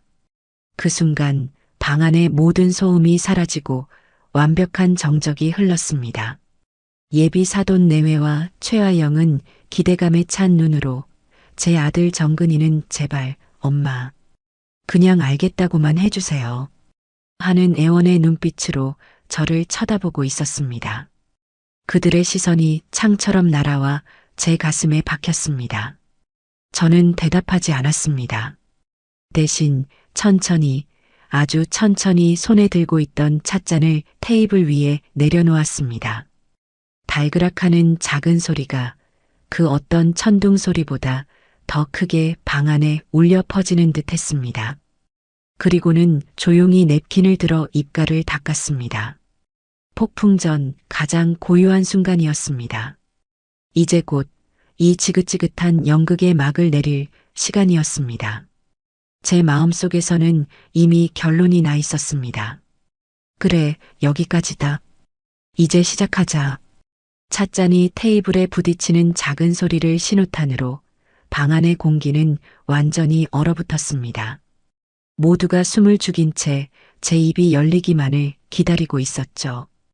기대와 불안, 탐욕과 애원이 뒤섞인 시선들이 제게로 집중되었습니다. 저는 그 모든 시선을 하나하나 마주한 뒤 제 앞에 앉은 예비 사돈을 똑바로 쳐다보며 입을 열었습니다. 제 목소리는 놀라울 정도로 차분하고 낮았지만 그 어떤 소리보다도 단단하게 방 안을 갈랐습니다. 그러실 필요 없겠습니다. 제 짧은 대답에 예비 사돈의 얼굴에 떠있던 인자한 미소에 금이 가기 시작했습니다. 그는 당황한 기색을 감추지 못하고 되물었어요. 예, 사부인, 그게 무슨... 그 집 명의는 화영이 단독 명의로도 제 아들 김정근의 명의로도 할 일 없을 겁니다. 저는 잠시 말을 끊고 방 안의 모든 사람들을 천천히 둘러보았습니다. 그리고 말을 이었죠. 그 집은 그냥 제가 들어가 살 생각입니다. 제 말에 모두가 경악했습니다. 아들 정근이는 엄마 하고 외쳤고 최화영과 그 부모의 얼굴은 하얗게 질려갔습니다. 저는 아들의 외침을 가볍게 무시하고 예비 사돈을 향해 몸을 돌렸습니다. 이제 판결의 시간이었습니다. 사돈 어른, 방금 재테크와 세금 문제를 말씀하셨지요? 제가 평생을 사업하며 세무조사만 수십 번을 받은 사람입니다. 사돈께서 제안하신 방법은 절세가 아니라 수억 원의 증여세를 포탈하려는 명백한 탈세 시도일 뿐입니다. 더 나아가 혼인신고 직후 이혼이라도 할 경우 제 아들을 길거리에 나앉게 만들 수도 있는 아주 위험한 발상이지요. 제 아들의 인생을 담보로 재테크를 가르치려 들지 마시지요. 제 조목조목 짚어내는 말에 예비 사돈의 얼굴이 불그락푸르락 달아올랐습니다. 저는 시선을 최화영에게로 옮겼습니다. 그녀는 저와 눈이 마주치자 자기도 모르게 움찔하며 시선을 피하더군요. 그리고 화영아, 내가 사준 집을 처음 보러 간 날 뭐라고 했었지? 안방은 안마의자 놓을 자리가 없어 아쉽고 주방은 친구들과 홈파티하기에 좁다고 불평했지?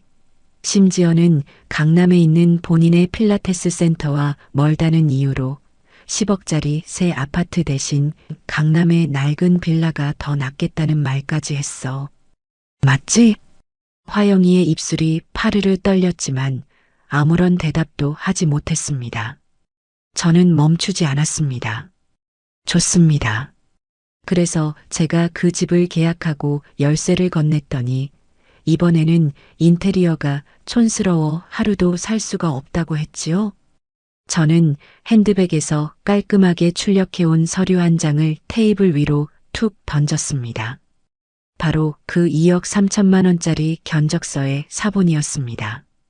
이것이 화영이가 저에게 어머님 체면을 위해서라며 들이민 인테리어 견적서입니다. 이탈리아산 대리석과 독일제 주방 가구로 도배된 2억 3천만 원짜리 공사를 요구하며 저에게 어차피 어머님 돈으로 하시는 거잖아요 라고 말했습니다. 제 말이 틀립니까? 견적서를 본 예비 사돈 내외의 얼굴이 새하얗게 질렸습니다. 아마 딸이 저지른 짓의 규모를 그제야 정확히 파악했겠지요. 저는 마지막으로 예비 사부인을 바라보았습니다. 그리고 사부인, 오늘 이 자리에서 하신 예단 말씀 아주 인상 깊게 들었습니다. 1억을 주시면 5천은 봉채비로 돌려받고 나머지 5천으로 사부인 내외분과 온 친척들의 선물을 사서 바치라는 그 놀라운 계산법 말입니다. 제가 평생 장사를 했지만 그런 창조적인 거래 방식은 처음 들어봅니다. 제 말 한마디 한마디가 비수처럼 날아가 그들의 심장에 박혔습니다. 그들은 아무런 반박도 하지 못한 채 그저 서로의 얼굴만 쳐다볼 뿐이었어요. 마지막으로 하나 더. 저는 핸드폰을 꺼내 잠금 화면을 풀었습니다. 그리고 SNS 캡처 화면을 테이블 중앙에 보이도록 내려놓았죠. 이것은 화영이가 SNS에 올린 글입니다. 소통 불가 꼰대, 답답한 10월드라며 저를 조롱하고 있군요. 제가 이 모든 것을 참고 인내하는 동안 뒤에서는 이렇게 제 등 뒤에 칼을 꽂고 있었습니다. 그 순간 모든 것이 끝났다는 것을 모두가 알았습니다. 완전한 침묵 속에서 코너에 몰린 최화영이 드디어 이성을 잃고 폭발했습니다.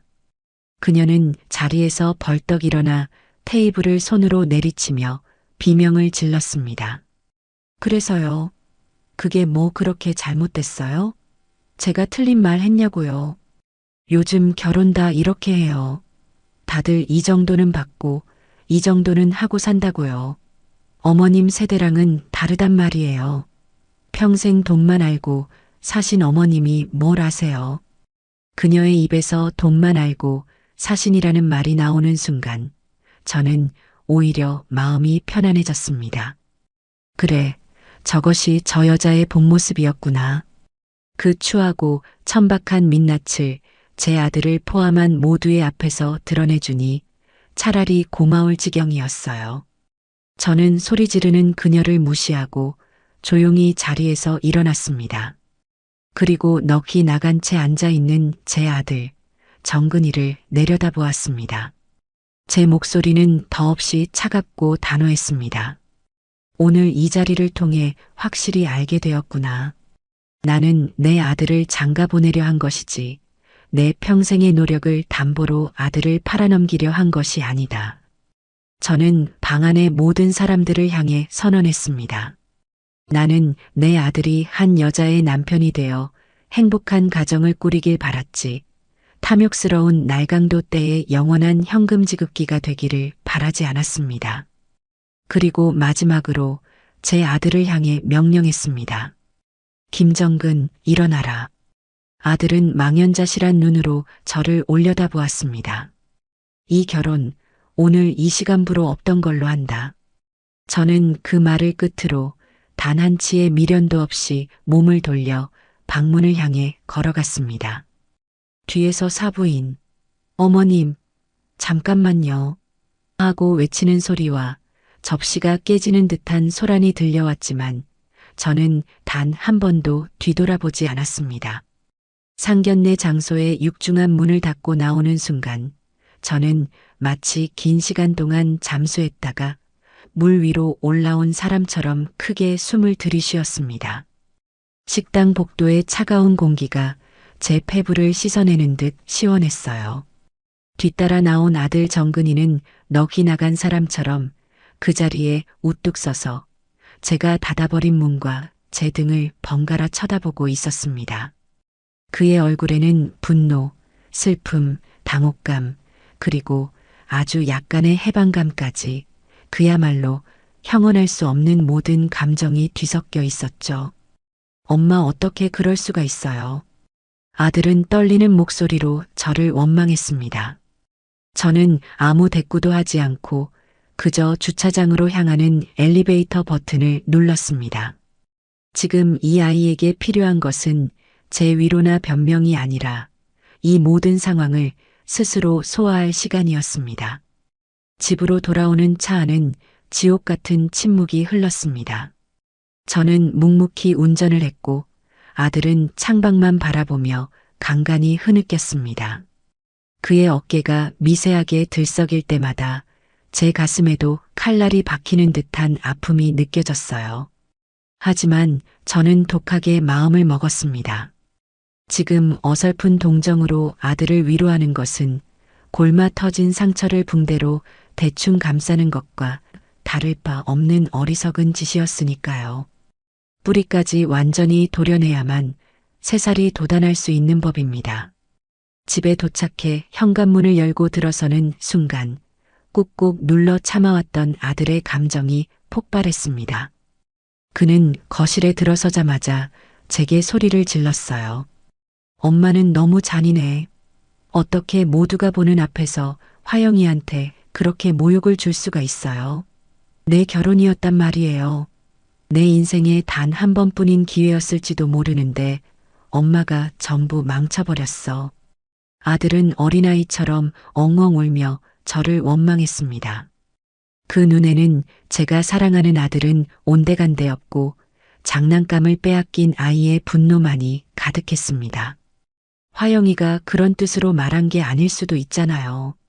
그냥 철이 없어서 세상 물정 몰라서 그런 걸 수도 있잖아요. 그걸 그렇게 하나하나 다 끄집어내서 사람을 매장시켜야만 속이 시원했어요? 저는 묵묵히 아들의 울분 섞인 절규를 다 받아주었습니다. 그래, 다 쏟아내거라. 그 마음속에 남은 미련과 어리석음을 남김없이 다 토해내거라. 한참을 그렇게 울부짖던 아들이 힘이 빠졌는지 거실 소파에 주저앉아 끄끄거렸습니다. 저는 조용히 부엌으로 가 따뜻한 차 2잔을 타왔습니다. 그리고 아들의 앞에 찻잔을 내려놓고 저도 맞은편 소파에 앉았어요. 다 쏟아냈으면 이제 내 이야기도 좀 들어보거라. 제 차분한 목소리에 아들은 고개를 들어 저를 보았습니다. 그 눈에는 여전히 원망이 서려 있었죠. 정근아, 나는 오늘 내 인생을 망친 것이 아니라 내 남은 인생을 구한 거다. 너는 아직도 그 여자가 철이 없어서 그랬다고 생각하니? 저는 조목조목 오늘 있었던 일들을 다시 복기하기 시작했습니다. 하지만 이번에는 단순한 사실의 나열이 아니었어요. 그 행동 하나하나에 담긴 진짜 의미를 설명해 주었습니다. 아들의 장모가 될 사람이 장차 사위가 될 사람의 어머니 앞에서 예단을 흥정하고 자기들 선물을 사달라고 목록을 들이미는 것이 표현이 서툰 것이라고 생각하니? 아니, 그건 너를 그리고 나를 자신들의 욕망을 채워줄 수단으로밖에 보지 않는다는 명백한 증거다. 그들에게 너는 사랑하는 딸의 남편이 아니라 자신들의 노후를 책임져줄 보험이었을 뿐이야. 너가 사랑하는 여자가 너를 낳아준 어머니를 SNS에 꼰대라고 조롱하는 것이 농담일까? 아니, 그건 너와 나 사이를 갈라놓고 너를 완벽하게 자기 소유물로 만들려는 전략이다. 너를 고립시켜야 자기들이 원하는 것을 더 쉽게 얻어낼 수 있을 테니까. 아니야. 아들은 힘없이 고개를 저었지만 그 목소리에는 더 이상 확신이 없었습니다. 마지막으로 양가 어른들이 모두 모인 공식적인 자리에서 10억짜리 집의 명의를 자신에게 돌리라고 요구하는 것이 어려서 그런 걸까? 아니, 정근아. 그건 너와의 미래, 너와의 사랑을 담보로 버린 가장 추악한 노름이었다. 그들은 내가 그들의 탐욕에 굴복할 것이라고 확신했고, 너는 그 노름에 쓰일 판돈에 불과했어. 만약 내가 오늘 그 자리에서 그들의 요구를 들어줬다면 너는 평생 그들의 노예로 살아야만 했을 거다. 제 말이 이어지는 동안 아들의 얼굴에서 핏기가 점점 가시고 있었습니다. 그때였어요. 아들의 휴대폰이 미친 듯이 울리기 시작했습니다. 화면에는 화영 씨라는 이름이 떠 있었죠. 아들은 전화를 받지 못하고 안절부절 못했습니다. 전화가 끊기자마자 이번에는 문자 메시지가 쉴 새 없이 도착했습니다. 저는 아들에게 말했습니다. 스피커폰으로 해놓고 받아라. 엄마, 받아. 그리고 내 귀로 직접 들어. 내가 사랑했던 여자의 진짜 목소리를. 아들은 한참을 망설이다가 떨리는 손으로 전화를 받았습니다. 스피커폰 버튼을 누르자 최화영의 악에 바친 목소리가 거실 전체에 울려 퍼졌습니다. 오빠, 어떻게 나한테 이럴 수가 있어? 어떻게 오빠 내 엄마랑 한패가 돼서 나를 이렇게 망신을 줄 수가 있냐고. 내가 뭘 그렇게 잘못했는데 내가 오빠 사랑한 게 죄야? 그 목소리에는 뉘우침이나 반성은 단 한 톨도 없었습니다. 오직 자기 자신에 대한 연민과 모든 것을 망쳐버린 저희 모자에 대한 증오만이 가득했죠. 아들은 아무 말도 하지 못했습니다. 오빠, 제발 내가 다 잘못했다고 해줘. 응? 우리 엄마 아빠 지금 쓰러지기 일보 직전이야. 오빠가 와서 어머님 설득해드린다고 다시 잘 말씀드려 보겠다고 해줘. 제발. 악을 쓰던 목소리는 순식간에 눈물 섞인 애원으로 바뀌었습니다. 하지만 그마저도 통하지 않자 그녀의 부모가 전화를 뺏어들었는지 이번에는 예비 사돈의 거친 목소리가 들려왔습니다. 여보게, 김서방, 지금 이게 무슨 경우 없는 짓인가? 자네 어머니가 우리를 뭘로 보고 이런 모욕을 줘? 당장 자네 어머니 모시고 우리 집으로 와서 무릎 꿇고 사과하게. 그렇지 않으면 우리가 가만히 있지 않을 걸세. 명예훼손으로 고소할 테니 그런 줄 알라고. 그들의 목소리를 듣고 있는 아들의 얼굴은 이미 하얗게 질려 있었습니다. 자신이 사랑했던 여자와 장인 장모가 될 뻔했던 사람들의 민낯이 이렇게 추하고 천박했다는 사실을 그제야 온몸으로 깨닫고 있는 듯했습니다. 저는 조용히 다가가 통화 종료 버튼을 눌렀습니다. 거실에는 다시 정적이 흘렀습니다. 잠시 후 아들은 소파 위로 쓰러지듯 엎드려 오열하기 시작했습니다. 이번에는 저에 대한 원망의 울음이 아니었어요. 자신의 어리석음에 대한 후회와 처절한 자기 혐오, 그리고 진실을 마주한 고통의 울음이었습니다. 엄마 미안해. 내가 다 잘못했어. 엄마 말이 다 맞았는데 내가 바보였어. 미안해, 엄마. 저는 더 이상 아들을 외면할 수 없었습니다.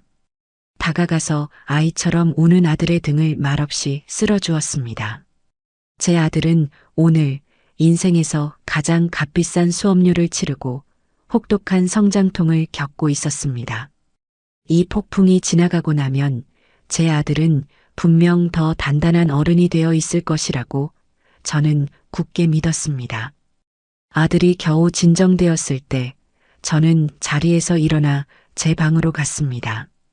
그리고 수화기를 들어 익숙한 번호를 눌렀어요. 제 오랜 친구이자 가장 신뢰하는 법률 대리인인 김 변호사였습니다. 김 변호사, 나 전혜자입니다. 네, 사모님. 무슨 일이십니까? 오늘부로 제 아들의 혼사가 파기되었습니다. 저는 그에게 오늘 있었던 모든 일을 간략하게 설명했습니다. 김 변호사는 제 말을 묵묵히 듣고 있더군요. 이제부터 이 문제와 관련된 모든 법률적 절차는 김 변호사께서 맡아주셨으면 합니다. 결혼식장, 신혼여행, 스튜디오 등 모든 계약의 파기에 따른 위약금 문제를 처리해 주십시오. 필요한 자금은 내일 아침 바로 송금하겠습니다. 그리고 상대 측에서 어떤 연락이 오든 저나 제 아들이 아닌 김 변호사님을 통해서만 소통하도록 조치해 주십시오. 더 이상의 감정 소모는 하고 싶지 않습니다. 알겠습니다, 사모님. 즉시 처리하겠습니다. 혹시 상대 측에서 무리한 손해배상 청구를 해올 수도 있습니다. 그 모든 가능성에 대비해 주십시오. 저는 제 아들을 지키기 위해서라면 그 어떤 싸움도 피할 생각이 없습니다. 전화를 끊고 나니 비로소 마음이 차분하게 가라앉았습니다. 폭풍은 지나갔고 이제부터는 부서진 것들을 정리하고 상처를 치유하며 다시 앞으로 나아갈 시간만이 남아 있었습니다.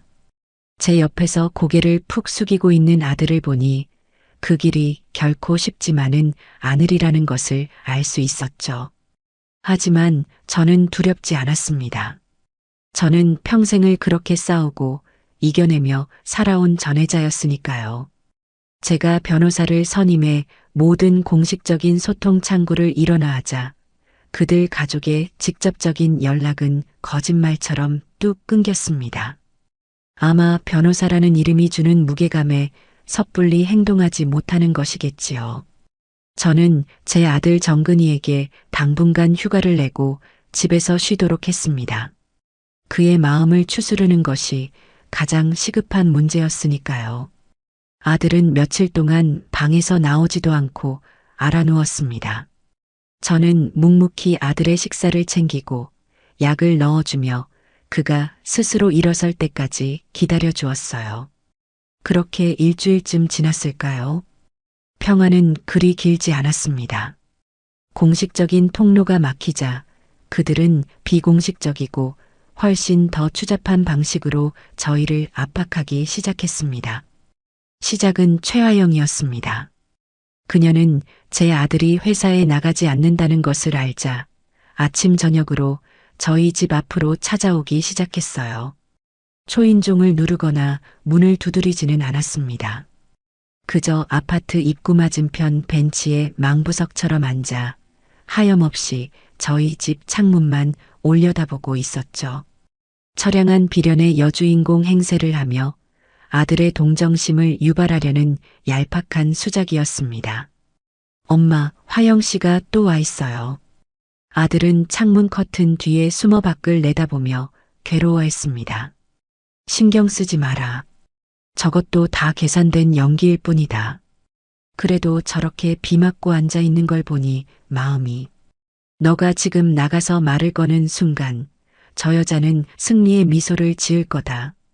그리고 이 지긋지긋한 연극은 다시 원점으로 돌아가겠지. 그래도 좋으냐? 제 단호한 말에 아들은 입술을 깨물며 고개를 저었습니다.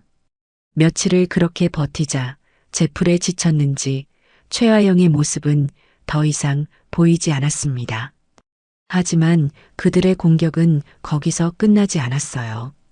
다음 타자는 그녀의 부모였습니다. 어느 날 오후 회사에서 한창 회의를 하고 있는데 비서에게서 긴급 인터폰이 걸려왔습니다. 회장님, 큰일 났습니다. 최하영이라는 분이 1층 로비에서 난동을 부리고 있습니다. 난동이라니? 회장님을 만나게 해달라며 소리를 지르고 바닥에 주저앉아 울고불고 보안팀에서 제지하고 있는데 막무가내입니다. 로비에 있던 방문객들이 전부 쳐다보고 있어서 회사 이미지가 저는 혀를 차며 제 사무실에 있는 CCTV 모니터를 켰습니다. 화면에는 로비 바닥에 주저앉아 머리를 풀어 헤친 채 서럽게 울고 있는 최화영의 모습이 고스란히 잡혀 있었어요. 그녀는 내 인생 물어내. 이 악독한 할망구야. 돈만 많으면 다야. 라며 입에 담지 못할 막말을 쏟아내고 있었습니다. 주변으로는 저희 회사 직원들과 방문객들이 웅성거리며 수군대고 있었죠. 완벽하게 짜인 연극이었습니다. 저를 돈만 많은 악독한 시어머니로, 자신은 사랑을 짓밟힌 비련의 여주인공으로 만들어 여론전을 펼치려는 속셈이었죠. 저는 즉시 보안실장에게 전화를 걸었습니다. 나 회장이다. 지금 로비 상황 보고 있다. 회장님, 죄송합니다.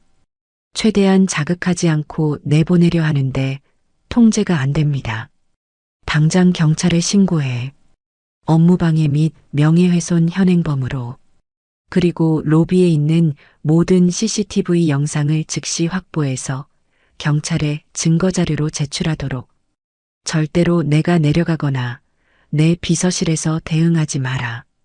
저 여자가 원하는 것이 바로 그거다. 우리는 법대로, 원칙대로만 처리한다. 알겠습니다, 회장님. 몇 분 뒤 경찰 2명이 로비에 도착했고 최화영은 업무방해 혐의로 연행되었습니다. 그녀는 경찰에게 끌려가면서까지 제 이름을 부르며 악을 써댔죠. 저는 그 모든 광경을 제 사무실에서 차가운 눈으로 지켜보았습니다. 동정심? 연민? 그런 감정은 조금도 들지 않았어요. 그저 인간이 어디까지 추해질 수 있는지에 대한 깊은 혐오감만이 느껴질 뿐이었습니다. 회사에서의 소동이 실패로 돌아가자 그들은 다음 단계인 소문전으로 넘어갔습니다. 제 주변의 사업 파트너나 친인척들에게 전화를 걸어 악의적인 헛소문을 퍼뜨리기 시작했어요.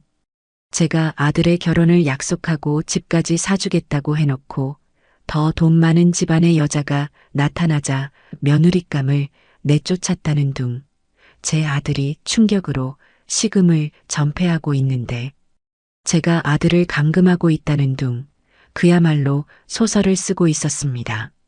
몇몇 귀가 얇은 사람들은 제게 전화를 걸어 전 사장, 대체 어떻게 된 일이야? 사람이 그러면 못 써. 라며 저를 나무라기도 했습니다. 저는 그때마다 화를 내지 않고 차분하게 대답했어요. 그렇게 궁금하시면 제가 그동안 모아둔 증거자료들을 보내드릴까요? 2억 3천만 원짜리 인테리어 견적서와 제 등 뒤에서 꼰대라고 욕하던 SNS 글, 그리고 양가 어른들 다 모인 자리에서 진명이를 자기 앞으로 돌리라고 요구하던 녹취 파일까지 다 가지고 있습니다. 그걸 보시고도 제가 잘못했다고 생각하시면 그때 다시 전화 주시지요. 제 당당한 태도에 저를 의심하던 사람들은 대부분 입을 다물었습니다. 오히려 소문의 근원지인 그들 가족의 인격에 대해 의심하기 시작했죠. 소문이란 이처럼 진실에 힘 앞에서는 한없이 약해지는 법입니다. 그들의 마지막 발악은 변호사를 통해 날아온 내용 증명이었습니다. 제 변호사에게서 연락이 왔어요. 회장님, 상대 측 변호사에게서 서류가 하나 왔습니다. 혼인 파탄의 책임이 전적으로 회장님께 있으니 그에 따른 정신적 피해 보상, 명예훼손에 대한 위자료, 그리고 결혼 준비 과정에서 발생한 모든 비용을 포함해 총 5억 원을 배상하라는 내용입니다. 저는 헛웃음을 터뜨렸습니다. 5억이라니. 마지막까지 그들의 탐욕은 하늘을 찌르는군요. 김 변호사님, 이제 우리가 반격할 차례입니다. 말씀하십시오, 회장님. 그동안 제가 드렸던 모든 증거 자료들을 정리해서 가장 강력한 수준의 답변서를 준비해 주십시오. 며칠 뒤 김 변호사는 제가 요청한 것 이상의 완벽한 무기를 만들어냈습니다. 그가 작성한 답변서에는 다음과 같은 내용이 포함되어 있었습니다. 첫째, 상대 측의 5억 배상 요구는 아무런 법적 근거가 없으므로 일고의 가치도 없음을 명시한다. 둘째, 혼인 파탄의 근본적인 원인은 최아영과 그 가족의 사회 통념을 벗어나는 과도한 금전적 요구와 시어머니가 될 사람에 대한 인격적 모독에 있음을 분명히 밝힌다. 셋째, 그 증거자료로 2억 3천만 원 인테리어 견적서 사본, SNS 비방글 캡처, 상견례 당시의 부당한 요구에 대한 증인인 식당 종업원 진술 확보, 사실 회사 로비에서의 업무 방해 및 명예훼손 행위에 대한 경찰 출동 기록 및 CCTV 영상 자료를 첨부한다. 넷째, 위와 같은 명백한 증거에도 불구하고 허위 사실을 유포하며 금전을 요구하는 행위는 공갈 및 협박, 미수에 해당할 수 있음을 경고한다. 다섯째, 만약 이 시간 이후로 당사자 및 그 가족에게 직접적인 연락이나 혹은 허위 사실 유포를 통한 명예훼손 행위가 한 번이라도 더 발생할 경우 즉시 명예훼손 업무방해, 공갈미수 등 가능한 모든 법적 조치를 동원한 강력한 형사 고소 및 민사상 손해배상 청구 소송을 제기할 것임을 엄중히 통보한다. 김 변호사가 작성한 이 최후 통첩은 그야말로 완벽한 한 수였습니다. 상대방의 창을 모조리 부러뜨리고 되레 그들의 심장에 칼을 겨누는 격이었죠. 이 답변서를 상대 측 변호사에게 내용 증명으로 발송해 주십시오. 알겠습니다, 회장님. 그 후 마법 같은 일이 일어났습니다. 지긋지긋하게 이어지던 모든 소음이 마치 존재하지 않았던 것처럼 완벽하게 멈췄습니다. 어떤 연락도, 어떤 소문도, 어떤 협박도 더 이상 들려오지 않았어요. 그들은 자신들이 던진 돌에 자신들의 발등이 찍힐 수도 있다는 현실을 깨닫고 꼬리를 내린 채 어둠 속으로 사라져버린 것입니다. 저는 텅 빈 거실에 앉아 조용히 눈을 감았습니다. 길고 지루했던 싸움이 드디어 끝이 났습니다. 승자의 환희 같은 것은 없었어요.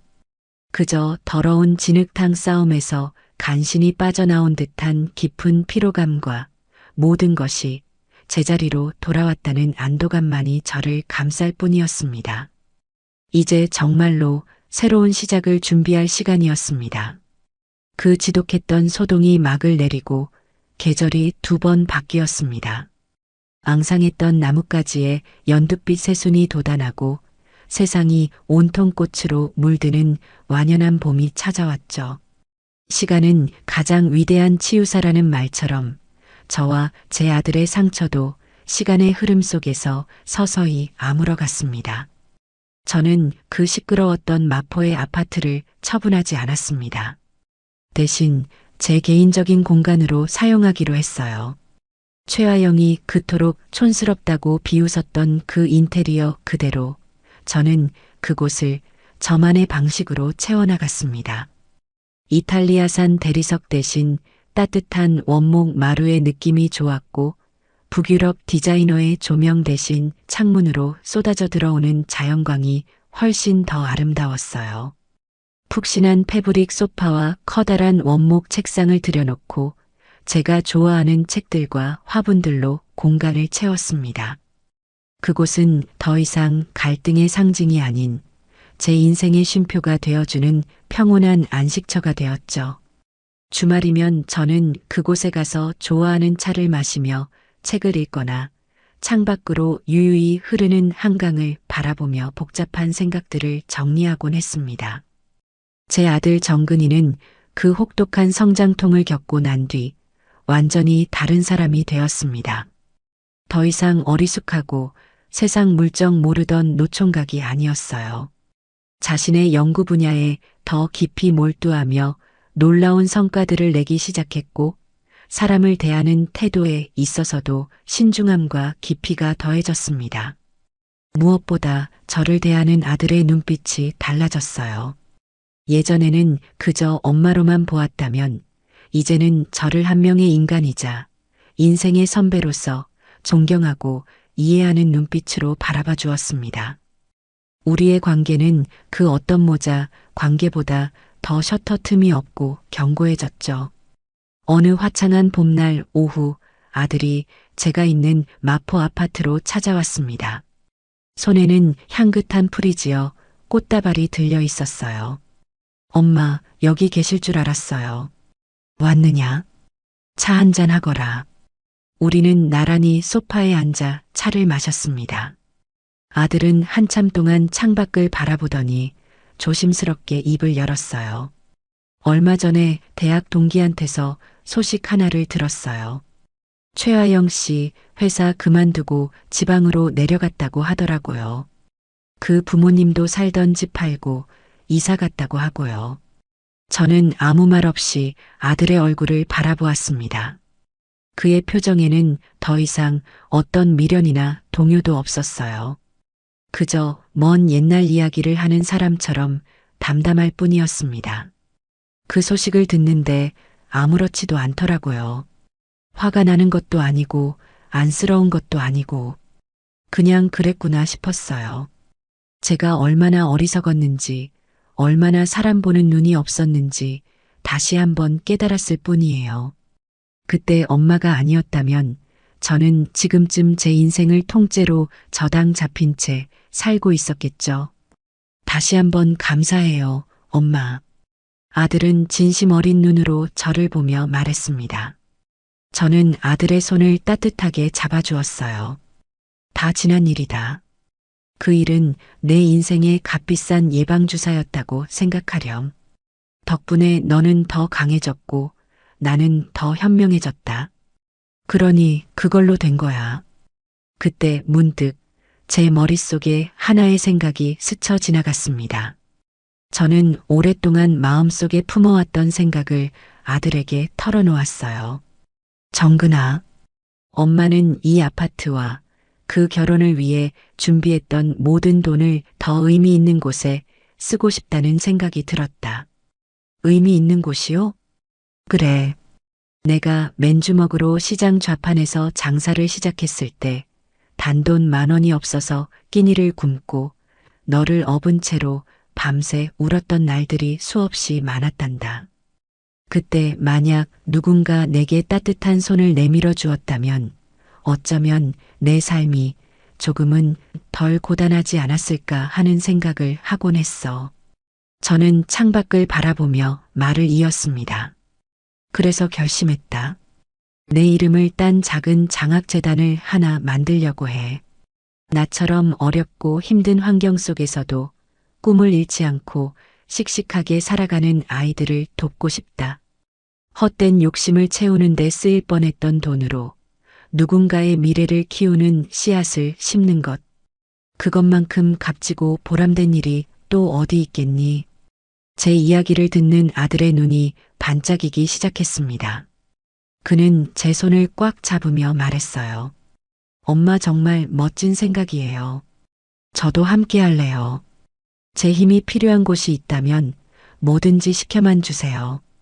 그 며칠 뒤 저는 변호사와 회계사를 만나 해자 장학재단 설립을 위한 구체적인 절차에 착수했습니다. 그 과정은 무척이나 복잡하고 까다로웠지만 제 마음은 그 어느 때보다 기쁘고 충만했어요. 그리고 또 한 해가 지난 가을, 해자 장학재단의 조촐한 출범식이 열렸습니다. 화려한 호텔이 아닌 저희 회사 작은 강당에서 열린 소박한 행사였어요. 그 자리에는 저를 믿고 지지해주는 몇몇 지인들과 재단의 첫 장학생으로 선발된 10명의 앳된 얼굴들이 함께했습니다. 저는 단상에 올라 마이크를 잡았습니다. 그리고 제 지나온 삶과 이 재단을 만들게 된 계기에 대해 담담하게 이야기했어요. 저는 오늘 제 인생에서 가장 값비싼 투자를 시작하려 합니다. 그것은 땅이나 건물이 아닌 바로 사람에 대한 투자입니다. 여기 있는 젊은이들의 꿈에 대한 투자입니다.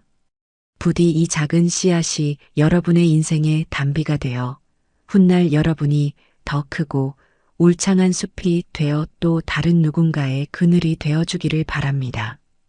제 말이 끝나자 강당안은 뜨거운 박수 소리로 가득 찼습니다. 저는 박수를 치고 있는 사람들 속에서 저를 보며 환하게 웃고 있는 아들 정근이의 모습을 보았습니다. 그의 눈에는 자랑스러움과 존경심이 가득 담겨 있었죠. 그날 밤 저는 오랜만에 마포의 아파트에서 혼자 잠을 청했습니다. 창밖으로는 서울의 아름다운 야경이 보석처럼 펼쳐져 있었고 거실 테이블 위에는 재단의 현판이 조용히 빛나고 있었어요. 한바탕의 지독한 폭풍우는 제게서 많은 것을 앗아가는 듯했지만 결국에는 더 소중하고 값진 것들을 남겨주었습니다. 저는 더 단단하고 현명한 아들을 얻었고 제 인생의 마지막을 의미 있게 장식할 새로운 꿈을 얻었습니다. 모든 것이 마침내 제자리를 찾은 것입니다. 저는 깊은 평온함 속에서 스르르 눈을 감았습니다. 참으로 길고 또 후련한 밤이었습니다.